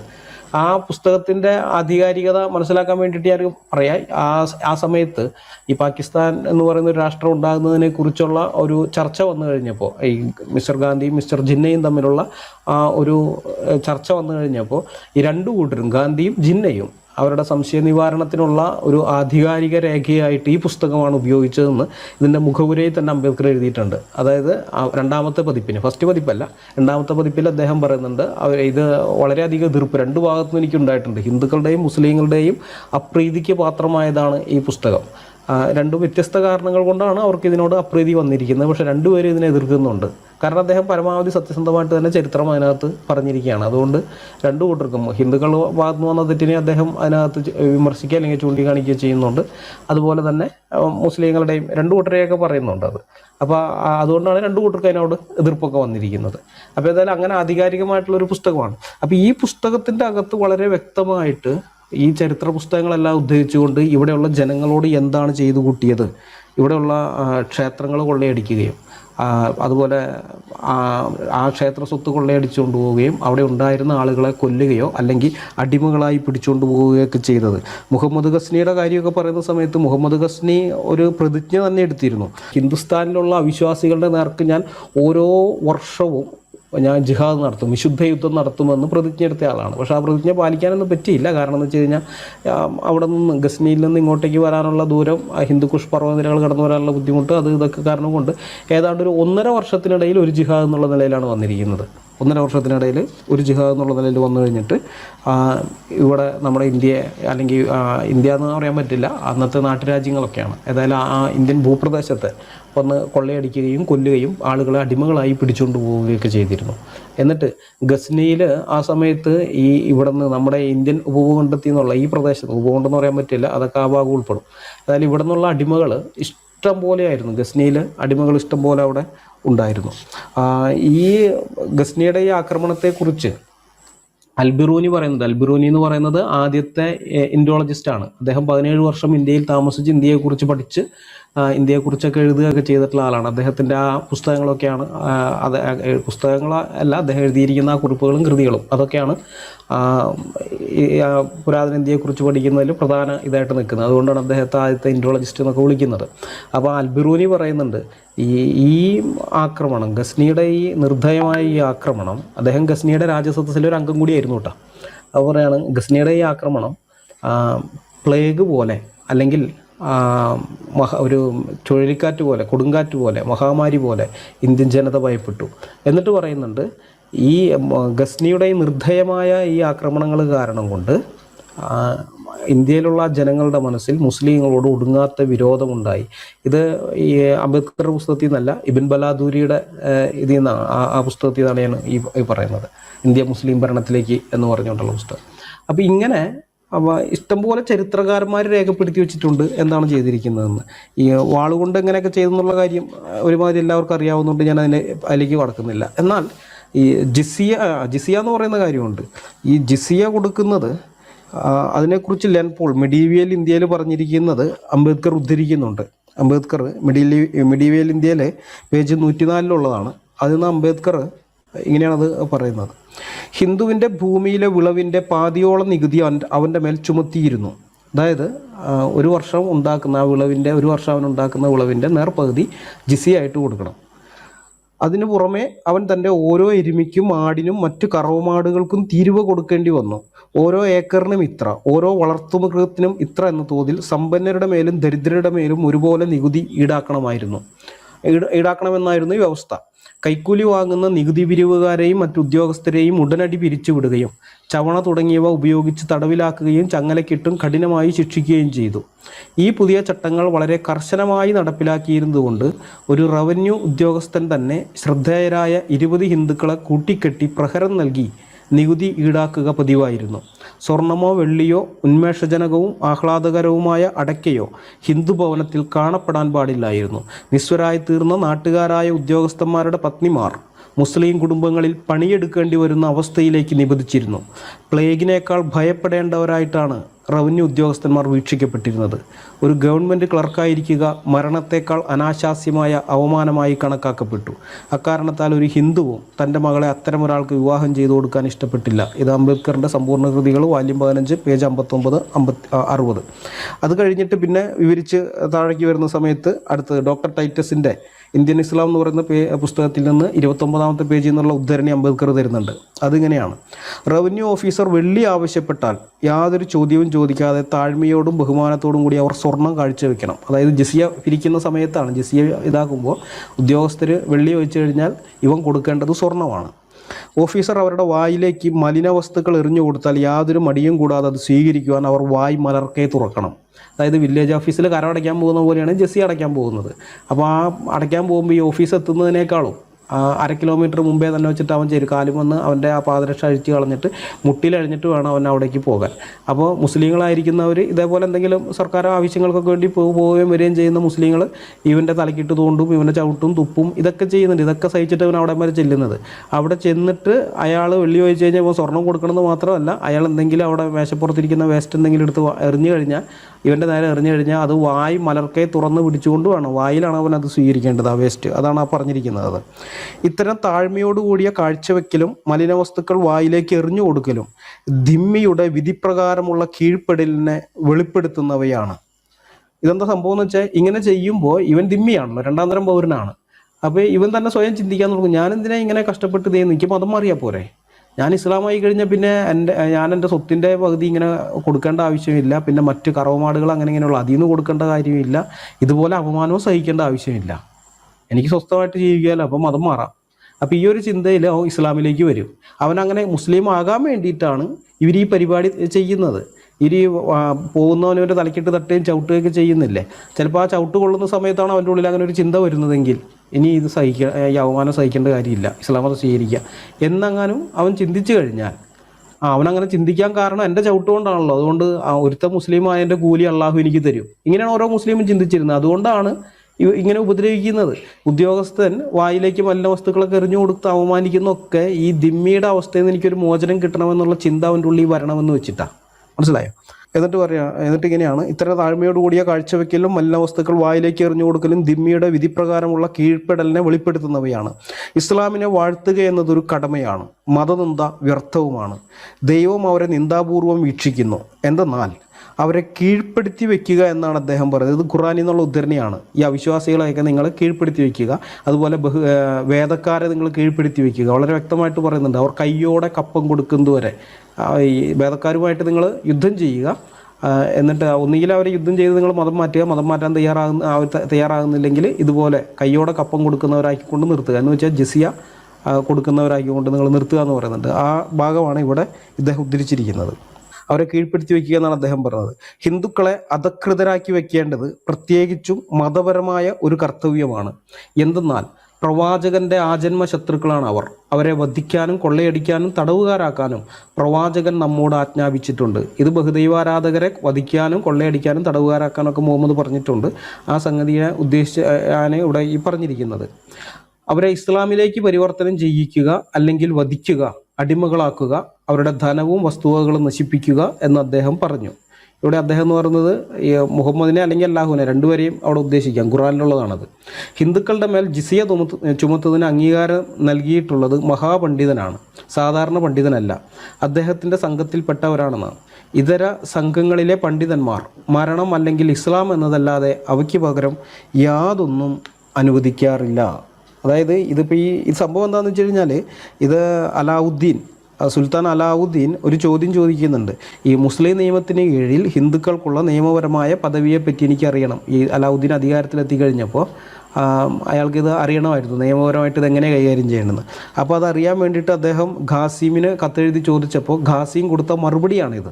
ആ മറുപടിയാണ് ഡോക്ടർ ടൈറ്റസ് ഇന്ത്യൻ ഇസ്ലാമിൽ ഉദ്ധരിച്ചിരിക്കുന്നത്. അപ്പോൾ ആ ഖാസി പറയുന്ന കാര്യം കേട്ടോ, ഇതര സംഘങ്ങളിലെ പണ്ഡിതന്മാർ മരണം അല്ലെങ്കിൽ ഇസ്ലാം എന്നതല്ലാതെ അവയ്ക്ക് പകരം യാതൊന്നും അനുവദിക്കാറില്ല. എന്ന് വെച്ച് കഴിഞ്ഞാൽ ഒന്നുകിൽ നീ ഇസ്ലാം മതം സ്വീകരിക്കുക അല്ലെങ്കിൽ കൊല്ലപ്പെടുക. ഇതാണ് മറ്റ് പണ്ഡിതന്മാർ. ഇതിനകത്ത് കുറേ വിഭാഗങ്ങളുണ്ടല്ലോ. അപ്പോൾ ആ വിഭാഗങ്ങളിലെ മറ്റ് പണ്ഡിതന്മാർ പറയുന്ന കാര്യം ഇതാണ്, ഒന്നുകിൽ നീ ഇസ്ലാം സ്വീകരിക്കുക അല്ലെങ്കിൽ മരിക്കുക. പക്ഷെ നമ്മളങ്ങനെയല്ല, നമ്മളവരെ കൊല്ലുന്നില്ല, അവരിൽ നിന്ന് ജിസിയ വാങ്ങിയിട്ട് നമ്മളവരെ ജീവനോടെ തന്നെ നിർത്തുന്നുണ്ട്. അവൻ മതം മാറാൻ തയ്യാറില്ലെങ്കിൽ നമ്മൾ കൊല്ലുന്നില്ല. അപ്പോൾ നമ്മൾ ഔദാര്യമാണ് കാണിക്കുന്നതെന്നാണ് ഈ പുള്ളി ഈ പറയുന്നത്. അപ്പോൾ ഇതുപോലെ ആളുകളെ കൊല്ലാക്കൊല ചെയ്തിട്ട് ഒരു വശത്ത് കൊല്ലുന്നുണ്ട്, കുറേ പിടിച്ചുകൊണ്ട് പോയിട്ട് അടിമകളാക്കി വെക്കുന്നുണ്ട്, മറുവശത്ത് കൊല്ലാക്കൊല ചെയ്യുന്നുമുണ്ട്.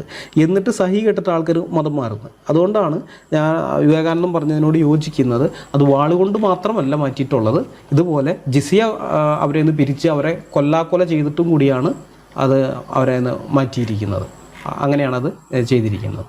പിന്നെ ഈ കുഞ്ഞുങ്ങളെ തറയിലടിച്ച് കൊല്ലണം എന്ന് പറഞ്ഞു കഴിഞ്ഞപ്പോൾ അമ്പരന്ന് പോയി എന്നൊക്കെ പറഞ്ഞു കേട്ടിട്ട് എനിക്ക് അത്ഭുതം തോന്നിപ്പോയി സത്യത്തിൽ. താങ്കളത് പറഞ്ഞപ്പോൾ താങ്കളൊരു ബൈബിൾ ടീച്ചറാണെന്നാണല്ലോ പറയുന്നത്. ഒരു ബൈബിൾ ടീച്ചറാകുമ്പോൾ തീർച്ചയായിട്ടും ഇത്തരം കാര്യങ്ങൾ ആരെങ്കിലും പറഞ്ഞാൽ അതിലെന്ത് അമ്പരപ്പുള്ളത്? കാരണം അത് 137 സങ്കീർത്തനമാണ്. 137 സങ്കീർത്തനം വായിച്ചാൽ മതി. അവിടെ പ്രവാസത്തിൽ പോയ യഹൂദന്മാർ ബാബേൽ നദികളുടെ തീരത്തിരിക്കുകയാണ്. അതും പറഞ്ഞുകൊണ്ട് അത് ആരംഭിക്കുന്നത്. ബാബേൽ നദികളുടെ തീരത്ത് ഞങ്ങൾ ഇരുന്നു, സിയാൻ ഓർത്തപ്പോൾ ഞങ്ങൾ കരഞ്ഞു എന്നും പറഞ്ഞുകൊണ്ടാണ് അത് തുടങ്ങുന്നത്. അപ്പോൾ അവരവിടെ നിന്നിട്ട് പറയാണ് ഞങ്ങളുടെ കുഞ്ഞുങ്ങളോട് ഇങ്ങനെയൊക്കെ ചെയ്തു. അത് പറഞ്ഞു വരുമ്പോൾ 5-ാം വാക്യത്തിൽ പറഞ്ഞു, യെരുശലേമേ നിന്നെ ഞാൻ മറക്കുന്നെങ്കിൽ എൻ്റെ വലം കൈ മറന്നു പോകട്ടെ എന്ന് പറഞ്ഞിട്ട് താഴോട്ട് വരുമ്പോൾ 7-ാം വാക്യം 8-ാം വാക്യത്തിലാണ് ഇതുള്ളത്. 7-ാം വാക്യം പറയുന്നത് ഇടിച്ച് കളയുവൻ, അടിസ്ഥാനം വരെ അതിന് ഇടിച്ച് കളയുവൻ എന്നിങ്ങനെ പറഞ്ഞ ഏദോമ്യർക്കായി യഹോവേ യെരുശലേമിൻ്റെ നാൾ ഓർക്കണമേ. അത് പറഞ്ഞിട്ട് ഇവരെ കരച്ചിലാണ്, വിലാപമാണ് ഇത്. ഇവരോട് ചെയ്ത ക്രൂരതകളൊക്കെ എണ്ണി ഇവർ പറഞ്ഞ് കരയുകയാണ്. എന്നിട്ട് പറയാണ്, നാശം അടുത്തിരിക്കുന്ന ബാബേൽ പുത്രിയെ, നീ ഞങ്ങളോട് ചെയ്തതുപോലെ നിന്നോട് ചെയ്യുന്നവൻ ഭാഗ്യവാൻ, നിന്റെ കുഞ്ഞുങ്ങളെ പിടിച്ച് പാറമേൽ അടിച്ചു കളയുന്നവൻ ഭാഗ്യവാൻ. ഇതാണ് പറഞ്ഞിരിക്കുന്നത്. അപ്പോൾ ഇവരുടെ കുഞ്ഞുങ്ങളെ പിടിച്ച് ഈ ബാബേൽക്കാർ ഇത് ചെയ്തു. നെബൂഖദ്നേസർ ടീം വന്നു കഴിഞ്ഞപ്പോൾ ഇവരുടെ കുഞ്ഞുങ്ങളെ പിടിച്ച് ഇവരുടെ കൺമുമ്പിൽ വെച്ച് തന്നെ പാറമേൽ അടിച്ചു കൊന്നു കളഞ്ഞതാണ്. അപ്പോൾ അതൊക്കെ ഓർത്തുകൊണ്ടാണ് കരഞ്ഞിട്ട് ഇയാൾ വിലപിക്കുന്നത്. ഈ സങ്കീർത്തന രചയിതാവ് വിലപിക്കുകയാണ്, നീ ഞങ്ങളോട് ചെയ്തതുപോലെ തന്നെ നിന്നോട് ചെയ്യുന്നവൻ ഭാഗ്യവാൻ. അപ്പോൾ എന്താണ് ചെയ്തത്? ഞങ്ങളുടെ കുഞ്ഞുങ്ങളെ പിടിച്ച് നീ പാറമേൽ അടിച്ചു കളഞ്ഞില്ല, അതുപോലെ നിൻ്റെ കുഞ്ഞുങ്ങളെയും പിടിച്ച് ആരെങ്കിലും പാറമേൽ അടിച്ചു കളഞ്ഞാൽ അവൻ ഭാഗ്യവാനാണ് എന്നാണ് പറഞ്ഞിരിക്കുന്നത്. ഇത് വളരെ സിമ്പിളാണ്. ഈ സംഭവം വളരെ സിമ്പിളാണ്. എന്നിട്ട് പറഞ്ഞ് ഇത് കേട്ട് കഴിഞ്ഞപ്പോൾ അത്ഭുതം തോന്നിയെന്ന്. അറ്റ്ലീസ്റ്റ് അതൊന്ന് ആ ഭാഗം ഒന്നെടുത്ത് വായിച്ചാൽ പോരെ, അവിടെ എന്താ എഴുതിയിരിക്കുന്നത് എന്നൊന്ന് വായിച്ചാൽ തന്നെ വളരെ സിമ്പിളായിട്ട് ഉത്തരം കിട്ടും. ഒരു ദുർവ്യാഖ്യാനവും വേണ്ട. ഈ ഫഹദിനെ പോലെയൊക്കെ ബൈബിളിനെ ദുർവ്യാഖ്യാനം നടത്തി ക്രൈസ്തവ വിശ്വാസത്തെ ആക്ഷേപിച്ചു തുടങ്ങിയത് അത് മുസ്ലിങ്ങളാണ് ഇങ്ങോട്ട് ചെയ്തത്. ഞങ്ങളാരുമല്ല. മലയാളത്തിൽ MM അക്ബർ, ഹിന്ദിയിലാണെങ്കിൽ സക്കീർ നായിക്ക്, തമിഴിൽ ജൈൻ ലാബിദീൻ, തെലുങ്കിൽ ഇമ്രാനും ആസിഫുദ്ദീനും, ഇങ്ങനെ കുറേ ഇന്ത്യയിലത്തെ ഓരോരോ സ്റ്റേറ്റുകൾ എടുത്തു കഴിഞ്ഞാൽ ഇഷ്ടം പോലെ ആളുകളുണ്ട്. ഒരാവശ്യവുമില്ലാതെ ക്രൈസ്തവരെ ചൊറിഞ്ഞുകൊണ്ട് വന്നു ക്രിസ്ത്യാനികൾക്കെതിരെ അവരുടെ വിശ്വാസത്തെ. യേശു ക്രിസ്തുവിൻ്റെ ക്രൂശ് മരണം, യേശു ക്രിസ്തുവിൻ്റെ ദൈവത്വം, ഇങ്ങനെ ഓരോ കാര്യവും ബൈബിൾ തിരുത്തപ്പെട്ടു, അതാണ് ഇതാണ്. പിന്നെ അത് അതിനിന്ദ്യമായ ഭാഷയിലൊക്കെയാണത്. മദ്യം വിളമ്പുന്ന യേശു, അങ്ങനെ ഇങ്ങനെ ഓരോ ഇതൊക്കെ ആയിട്ട് പറഞ്ഞു കഴിഞ്ഞപ്പോൾ. അപ്പോൾ ഇത് അനേക വർഷങ്ങൾ ക്രൈസ്തവർ ഇതൊക്കെ സഹിച്ച് അവസാനം സഹികെട്ട ശേഷമാണ് ക്രിസ്ത്യാനികൾ മറുപടി പറഞ്ഞു തുടങ്ങിയത്. മനസ്സിലായോ? ആദ്യമൊക്കെ മറുപടി പറഞ്ഞു കഴിഞ്ഞപ്പോൾ ക്രൈസ്തവന് മറുപടി പറഞ്ഞത് അവരുടെ ബൈബിളിൽ നിന്ന് മാത്രമാണ്. ഞങ്ങളുടെ ബൈബിളിൽ നിന്ന് മാത്രം എടുത്തിട്ട് അവർക്ക് മറുപടി പറഞ്ഞുകൊണ്ടിരുന്നത്. പക്ഷേ ഈ അക്ബറൊക്കെ വന്നു കഴിഞ്ഞിട്ട് പിന്നെ കുറച്ചും കൂടി രൂക്ഷത, അവരുടെയൊക്കെ ബൈബിളിനെതിരെയുള്ള വിമർശനത്തിൻ്റെ രൂക്ഷത കൂട്ടി. മുക്കൂട്ട് ദൈവങ്ങൾ, ത്രിയേക ദൈവ വിശ്വാസത്തെ കുറിച്ച് പരിഹസിച്ച് പറയുകയാണ് മുക്കൂട്ട് ദൈവങ്ങൾ ക്രൈസ്തവർക്കുള്ളത്. അപ്പോൾ ഇങ്ങനെയൊക്കെയുള്ള ഓരോ കാര്യങ്ങൾ പറയാൻ തുടങ്ങിക്കഴിഞ്ഞപ്പോഴാണ് ഞങ്ങൾ ഇത് പറയാൻ തുടങ്ങിയത്. മാത്രമല്ല, അങ്ങനെ പറയാൻ തുടങ്ങിയിട്ട് ഇത് കേട്ട് പല ക്രൈസ്തവർ ഇവരുടെ ഇത് ശരിയാണ്, ഇവർ ഈ പറയുന്നതിൽ വസ്തുതയുണ്ട്, സത്യമുണ്ട് എന്നൊക്കെ തെറ്റിദ്ധരിച്ചിട്ട് പല ക്രൈസ്തവരും ഇസ്ലാം മതം സ്വീകരിക്കാൻ തുടങ്ങിയിട്ടുണ്ട്.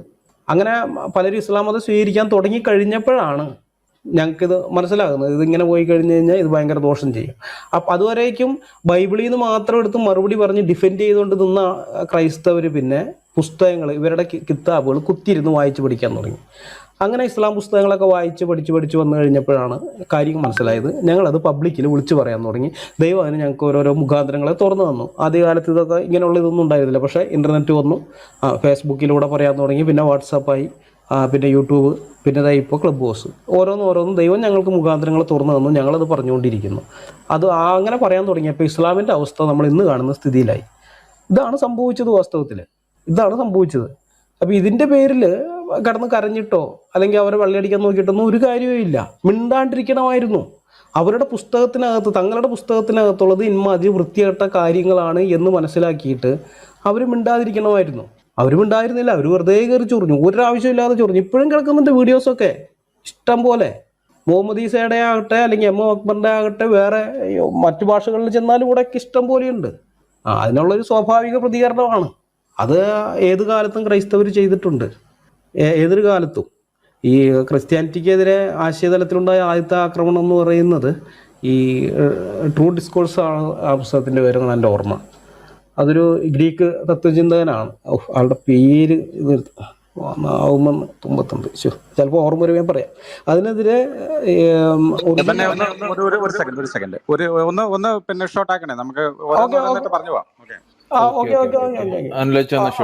അപ്പൊ അതിനെതിരെ ഈ മറ്റേ സഭാപിതാവായ ഒറിജിൻ 7 വാല്യമായിട്ടാണ് മറുപടി എഴുതിയത് ഒറ്റൊരു ആരോപണം വന്നു കഴിഞ്ഞപ്പോൾ.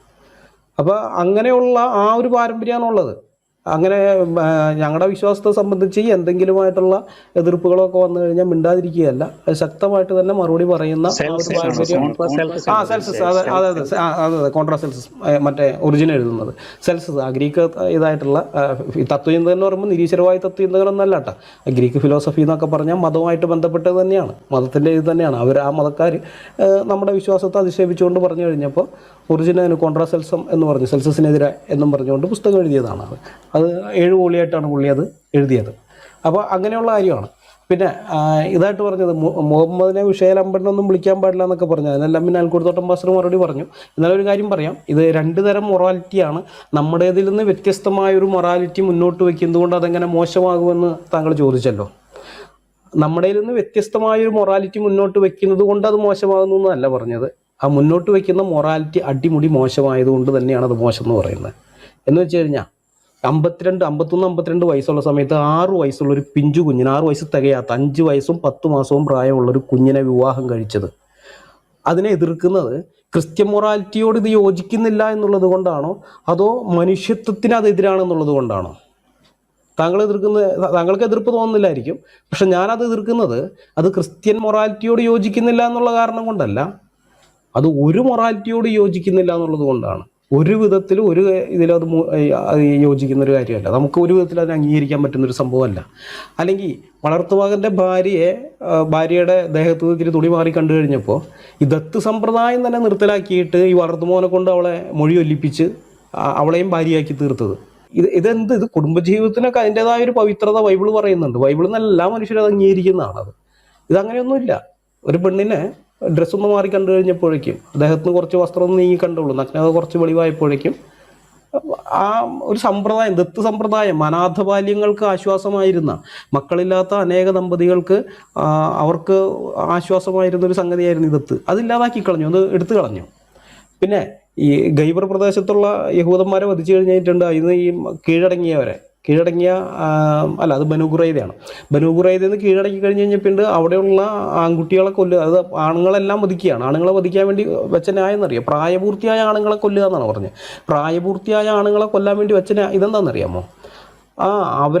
ഈ ഗുഹ്യഭാഗത്ത് രോമം വളർന്നു വന്നു, ഗുഹ്യഭാഗത്ത് രോമം വളർന്ന ആണുങ്ങളെയൊക്കെ കൊന്നുകളയാം. ഇതാണ് മുഹമ്മദ് പറഞ്ഞത്. തുണി നോക്കിയിട്ട് അവിടെ രോമം വളർന്നിട്ടുണ്ടോ എന്ന് നോക്കിയിട്ട് കൊന്നു കളഞ്ഞൊരു മനുഷ്യൻ. ഈ മനുഷ്യനെ എങ്ങനെയാണ് അംഗീകരിക്കാൻ പറ്റുന്നത്? ഇത് ക്രിസ്ത്യൻ മൊറാലിറ്റിക്ക് എതിരാണെന്നുള്ളത് കൊണ്ടൊന്നല്ല, ഇത് മനുഷ്യത്വത്തിനെതിരായൊരു കാര്യമാണ് എന്നുള്ള ബോധ്യത്തിൽ തന്നെ എതിർക്കുന്നത്. അല്ലെങ്കിൽ ഖൈബർ എന്ന് പറയുന്ന പ്രദേശത്തുള്ള യഹൂദന്മാരെയൊക്കെ കൊന്നു കളഞ്ഞിട്ട് അവരുടെ സ്ത്രീകളെയും കുട്ടികളെയൊക്കെ അടിമകളാക്കി പിടിച്ചുകൊണ്ട് വരുമ്പോൾ ആ വരുന്ന വഴി രാത്രി തന്നെ ഭർത്താവിനെ കൊന്നു കളഞ്ഞു, അവളുടെ പിതാവിനെയും പിതാവിനെ മുമ്പേ കൊന്നിട്ടുണ്ട്, ഭർത്താവിനെയും മറ്റു ബന്ധുക്കാരെയൊക്കെ കൊന്നു, അവളുടെ നാത്തൂനെ അമ്മായിമ്മനെയൊക്കെ അടിമകളാക്കി പിടിച്ച് അവർ വിഭാഗിച്ചെടുത്തു. ഈ സ്ത്രീയെ വേറൊരുത്തരാണ് കിട്ടിയത്. എന്നിട്ട് അവൾ സുന്ദരി ആയതുകൊണ്ട് മുഹമ്മദ് തന്നെ വേറെ പെണ്ണുങ്ങളെ അവന് കൊടുത്തു വെച്ചിട്ടുണ്ട്. ഇവളെ മുഹമ്മദ് വാങ്ങുന്നു. എന്നിട്ട് ആ തിരിച്ചുള്ള യാത്ര ആ വഴിയിൽ രാത്രിയിൽ തന്നെ വഴിവെക്കൽ വെച്ചിട്ട് ഈ പെണ്ണുമായിട്ട് അതിരാത്രി അവർ മധുവിധം ആഘോഷിച്ചെന്ന് എഴുതി വെച്ചിരിക്കുന്നത് ഇവരുടെ പണ്ഡിതന്മാർ. മധുവിധു ഇത് ഭർത്താവ് കൊല്ലപ്പെട്ട അന്ന് രാത്രി തന്നെ വേറൊരുത്തൻ ബലാത്സംഗമാണ്, പക്കാ റേപ്പാണ്. അതെങ്ങനെയാണ് മനസ്സിലാകുന്നതെന്ന് വെച്ച് കഴിഞ്ഞാൽ അബു അയ്യൂബ് എന്ന് പറയുന്ന അൻസ്വാരി ഊരിപ്പിടിച്ച വാളുമായിട്ട് കാവൽ നിൽക്കുകയാണ്. രാവിലെ എഴുന്നേറ്റ് വന്ന് കഴിഞ്ഞാൽ പിന്നെ വാളും പിടിച്ചേക്കുന്നത്. അബു മുഹമ്മദ് ചോദിച്ചു, നീ എന്താ ഇവിടെ നിൽക്കുന്നത്? അല്ല, അവളുടെ പിതാവിനെയും ഭർത്താവിനെയും ഒക്കെ കൊന്നത് അങ്ങാണല്ലോ, അല്ലെങ്കിൽ അങ്ങയുടെ കൽപ്പനയാലാണല്ലോ അവർ കൊല്ലപ്പെട്ടത്. അപ്പോൾ ഈ സ്ത്രീ അങ്ങയെ എന്തെങ്കിലും ചെയ്യുമോ എന്ന് ഞാൻ ഭയപ്പെട്ടു പോയി, അതുകൊണ്ടാണെന്ന് പറഞ്ഞു. അപ്പോൾ മുഹമ്മദ് അവന് അള്ളാഹുവിൻ്റെ അനുഗ്രഹം കിട്ടാൻ വേണ്ടി പ്രാർത്ഥിക്കുകയും ചെയ്യുന്നു. അപ്പൊ ഇങ്ങനെയുള്ളൊരു മനുഷ്യൻ ഇത് അപ്പൊ ഇങ്ങനെയൊക്കെയുള്ള ഓരോരോ ഞങ്ങൾ ഈ എതിർക്കുന്നതെന്ന് പറയുന്നത് ഇത് ക്രിസ്ത്യൻ മൊറാലിറ്റിക്ക് എതിരാണ് എന്നുള്ളത് കൊണ്ടല്ല, ഇത് ആത്യന്തികമായി മനുഷ്യത്വത്തിനെതിരായിട്ടുള്ളൊരു സംഭവം ആയതുകൊണ്ടാണ്. മനുഷ്യത്വത്തിനെതിരായിട്ടുള്ള എല്ലാ നൃശംസതയും അടങ്ങിയൊരു സംഭവം ആയതുകൊണ്ടാണിത്. ഈ 6 വയസ്സുകാരി കെട്ടിയ കാര്യം പിന്നെ എടുത്തുകൊണ്ട് വരുന്നു താങ്കൾ ഒരു ചർച്ചയിൽ പറയുകയുണ്ടായിരുന്നു. ഇവരിപ്പോഴും ഇത് തന്നെ പറഞ്ഞുകൊണ്ടിരിക്കുന്നത്. അതിപ്പോഴും പറയുന്നത് കാരണം മനസ്സിലായോ? ഞാൻ നുജൂദ് വയസ്സ് 10 വിവാഹമോചിത എന്ന് പറഞ്ഞൊരു പുസ്തകമുണ്ട്. യമനിലെ ഒരു പെൺകുട്ടി, മുസ്ലിം പെൺകുട്ടി 10 വയസ്സായപ്പോഴേക്കും അവൾ ഡൈവോഴ്സ് ചെയ്തിരിക്കുകയാണ്. അവളെ ഭർതൃഗൃഹത്തിൽ അനുഭവിച്ച പീഡനങ്ങളൊക്കെ. എന്നിട്ട് അവസാനം ഒറ്റയ്ക്ക് അവൾ കോടതിയിലേക്ക് പോവുകയാണ്. അവളുടെ ഒരു ബന്ധുവുണ്ട്, ഭിഷക്കാരിയാണ്. ഭിഷക്കാരെടുത്തിയെന്ന് ആ ഭിഷക്കാരി പാവം തോന്നിയിട്ട് ഇവൾക്ക് ഇത് കാശ് കൊടുക്കും. ആ കാശും കൊണ്ട് ഇവൾ ബസ് കയറി 10 വയസ്സുള്ള ഒരു കുട്ടി കോടതിയിൽ കയറി ചെന്നിട്ട് പറയാണ്, എനിക്ക് വിവാഹമോചനം വേണമെന്ന്. ആ പുസ്തകം വായിച്ചു നോക്കുമ്പോൾ കാണാം, അതിനകത്ത് കുറേ സംഭവങ്ങളുണ്ട്. ഇന്നും ഇവരൊക്കെ പല രാജ്യങ്ങളിൽ ഇത് ഈ ചെയ്യുന്ന ഇവളുടെ വിവാഹത്തിൻ്റെ കേസ് അത് ഇവളുടെ ചേച്ചിയുണ്ട്, മോനാന്ന് പറയുന്നത്. ഈ ചേച്ചിയും ഇവളുടെ പിതാവും തമ്മിലുള്ള സംസാരം ഇവൾ കേൾക്കുന്നുണ്ട്. ഈ കൊച്ചു കേൾക്കുന്നതെന്ന് അറിയാമോ? അവിടെ പറയുന്നത് ഈ ചേച്ചീനെ ഇതേപോലെ തന്നെ കുട്ടിക്കാലത്ത് വിവാഹം കഴിച്ചതാണ്. അപ്പോൾ ഇവളുടെ കല്യാണം കഴിക്കേണ്ട കാര്യം പറയുമ്പോൾ ചേച്ചി പറയും അവൾക്ക് കല്യാണം പ്രായമായിട്ടില്ല, അവൾ തീരെ ചെറുപ്പമാണ്. അപ്പോൾ ബാപ്പി വയ്ക്കണം, തീരെ ചെറുപ്പമോ? പ്രവാചകനായ അല്ലെങ്കിൽ മുഹമ്മദ് നബി ആയിഷയെ വിവാഹം കഴിച്ചപ്പോൾ അവൾക്ക് 9 വയസ്സേ ഉണ്ടായിരുന്നുള്ളൂ. ഇയാൾ പറയുന്നത് ന്യായമാണ്. അപ്പോൾ ഇവള് പറയാം, അതെനിക്കറിയാം, അതൊക്കെ പക്ഷേ പ്രവാചകൻ്റെ കാലത്താണ്. ഇപ്പോൾ കാലം മാറി, കാര്യങ്ങൾക്ക് വ്യത്യാസമുണ്ട്, ഇവളെ കെട്ടിച്ചു കൊടുക്കാൻ പറ്റില്ല പറയും. പക്ഷെ ബാപ്പ സമ്മതിക്കില്ല, കെട്ടിച്ചു കൊടുക്കും. കാരണം നബിചര്യയാണ്, നബി ചെയ്തിട്ടുണ്ട്, അതുകൊണ്ട് ചെയ്തു. എന്നിട്ട് ഈ ഇതിൽ ഇന്നും ആ പ്രദേശത്ത് ആ പുസ്തകത്തിൽ അതിനകത്ത് വേറെ കുറേ കാര്യങ്ങളൊക്കെ പറയുന്നുണ്ട്. അവിടെ ഓരോരോ സംഭവങ്ങൾ അതിനകത്ത് കൊടുത്തിട്ടുണ്ട്. അതായത് യമൻ ടൈം, ഇത് യമനിലാണ് ഈ സംഭവം. യമൻ ടൈംസിലെ ഒരു അതിലെ ചീഫ് എഡിറ്റർ നാദിയ അൽ സഖാഫ്, അപ്പോൾ അവരൊരു സ്ത്രീയാണ്. അപ്പോൾ അവരൊരു സംഭവം വിവരിക്കുന്നുണ്ട് അതിനകത്ത്. സൗദി അറേബ്യക്കാരനായ ഒരാൾക്ക് വിവാഹം ചെയ്തു കൊടുക്കപ്പെട്ടൊരു പെൺകുട്ടി വിവാഹത്തിൻ്റെ ശേഷം 3-ാമത്തെ ദിവസം മരിച്ചു, രക്തം മറന്ന് മരിച്ചു. അവൾക്ക് ആകെ 9 വയസ്സേ ഉണ്ടായിരുന്നുള്ളൂ. 9 വയസ്സുള്ളൊരു കുട്ടീനെ ഇയാൾ റേപ്പ് ചെയ്തിട്ട് ആ കൊച്ച് മരിച്ചു. അപ്പോൾ ഇങ്ങനെ ഇത്രയും നിന്ദ്യവും ബീഭത്സവുമായിട്ടൊരു സംഭവം ഉണ്ടായിട്ടും അതിനെക്കുറിച്ചൊരു അന്വേഷണം നടത്താനൊന്നും അല്ല അവളുടെ മാതാപിതാക്കളായാലും അല്ലെങ്കിൽ അവിടുത്തെ ഭരണകൂടമായാലും തുനിഞ്ഞത്. അവരെന്താ ചെയ്തെന്നറിയാം? മാതാപിതാക്കൾ വന്നിട്ട് ഈ മരുമോനോട് മാപ്പ് പറയുകയാണ് ചെയ്തത്. അതായത് നമ്മളിപ്പോൾ ഒരു അതങ്ങനെ തന്നെ എഴുതിയിരിക്കുന്നത്. ഞാൻ ആ ഭാഗം ഒന്ന് വായിക്കാം. മരിച്ചുപോയ പെൺകുട്ടിക്ക് പകരം അവളുടെ 7 വയസ്സായ അനുജത്തിയെ വധുവായി നൽകാൻ തയ്യാറാണെന്ന് അറിയിച്ചു. കേടുപറ്റിയ ഒരു കച്ചവടച്ചരക്കിന് നഷ്ടപരിഹാരം നൽകുന്നത് പോലെ. മനസ്സിലായോ? മൂത്ത മോള് 9 വയസ്സുള്ള ഒരു കൊച്ചിനെ വിവാഹം കഴിച്ചു കൊടുത്തിട്ട് അവൾ മരിച്ചു. 3 ദിവസം കല്യാണം കഴിഞ്ഞ് 3-ൻ്റെ അന്ന് മരിക്കുന്നു. മരിച്ചു കഴിഞ്ഞപ്പോൾ വീട്ടുകാർ പറയാണ് ഇവളുടെ അനിയത്തിനെ തരാമെന്ന്, 7 വയസ്സുള്ള കൊച്ചിനെ. അതായത് നമ്മൾ കടയിൽ പോയിട്ടൊരു സാധനം വാങ്ങി കഴിഞ്ഞപ്പോൾ സാധനത്തിന് വല്ല കംപ്ലൈൻ്റ് ഒക്കെ വന്നു കഴിഞ്ഞാൽ മാറ്റിയെടുത്തോളാൻ പറയുന്നുണ്ടല്ലോ. അതത് തന്നെ പരിപാടി. എന്തിൻ്റെ അടിസ്ഥാനത്തിലാണ്? മുഹമ്മദ് കെട്ടി എന്നുള്ള ഒറ്റ കാരണം കൊണ്ട്. മുഹമ്മദ് 5 വയസ്സും 10 മാസവും പ്രായമുള്ള കൊച്ചിനെ കെട്ടി എന്നുള്ള ഒറ്റ കാരണം കൊണ്ട്. എന്ന് വെച്ചാൽ ഇന്നും ഇസ്ലാമിക ലോകത്ത്, ഇതാ ഞങ്ങൾ നേരത്തെ പറഞ്ഞ ഇസ്ലാമിൻ്റെ 1-ാമത്തെ ഇര മുസ്ലിങ്ങളാണെന്ന് പറഞ്ഞില്ലേ, തമാശയ്ക്ക് പറഞ്ഞതല്ല അത്. ഇന്നും ഇസ്ലാമിക ലോകത്ത് ഈ മുഹമ്മദ് ചെയ്തു വെച്ച ഈ കൊള്ളരുതായ്മ ഉണ്ടല്ലോ, അത് ഇപ്പോഴും അവിടെയുള്ള ജനങ്ങൾ അനുഭവിക്കുന്നുണ്ട്. അപ്പോൾ അതുകൊണ്ട് ഞങ്ങൾ ഈ കാര്യം ഇനിയും പറയും, ഇനിയും ഞങ്ങൾ പറയും കേട്ടാ. ശരി, ഞാൻ തൽക്കാലം നിർത്തുകയാണ്. Okay, thank you.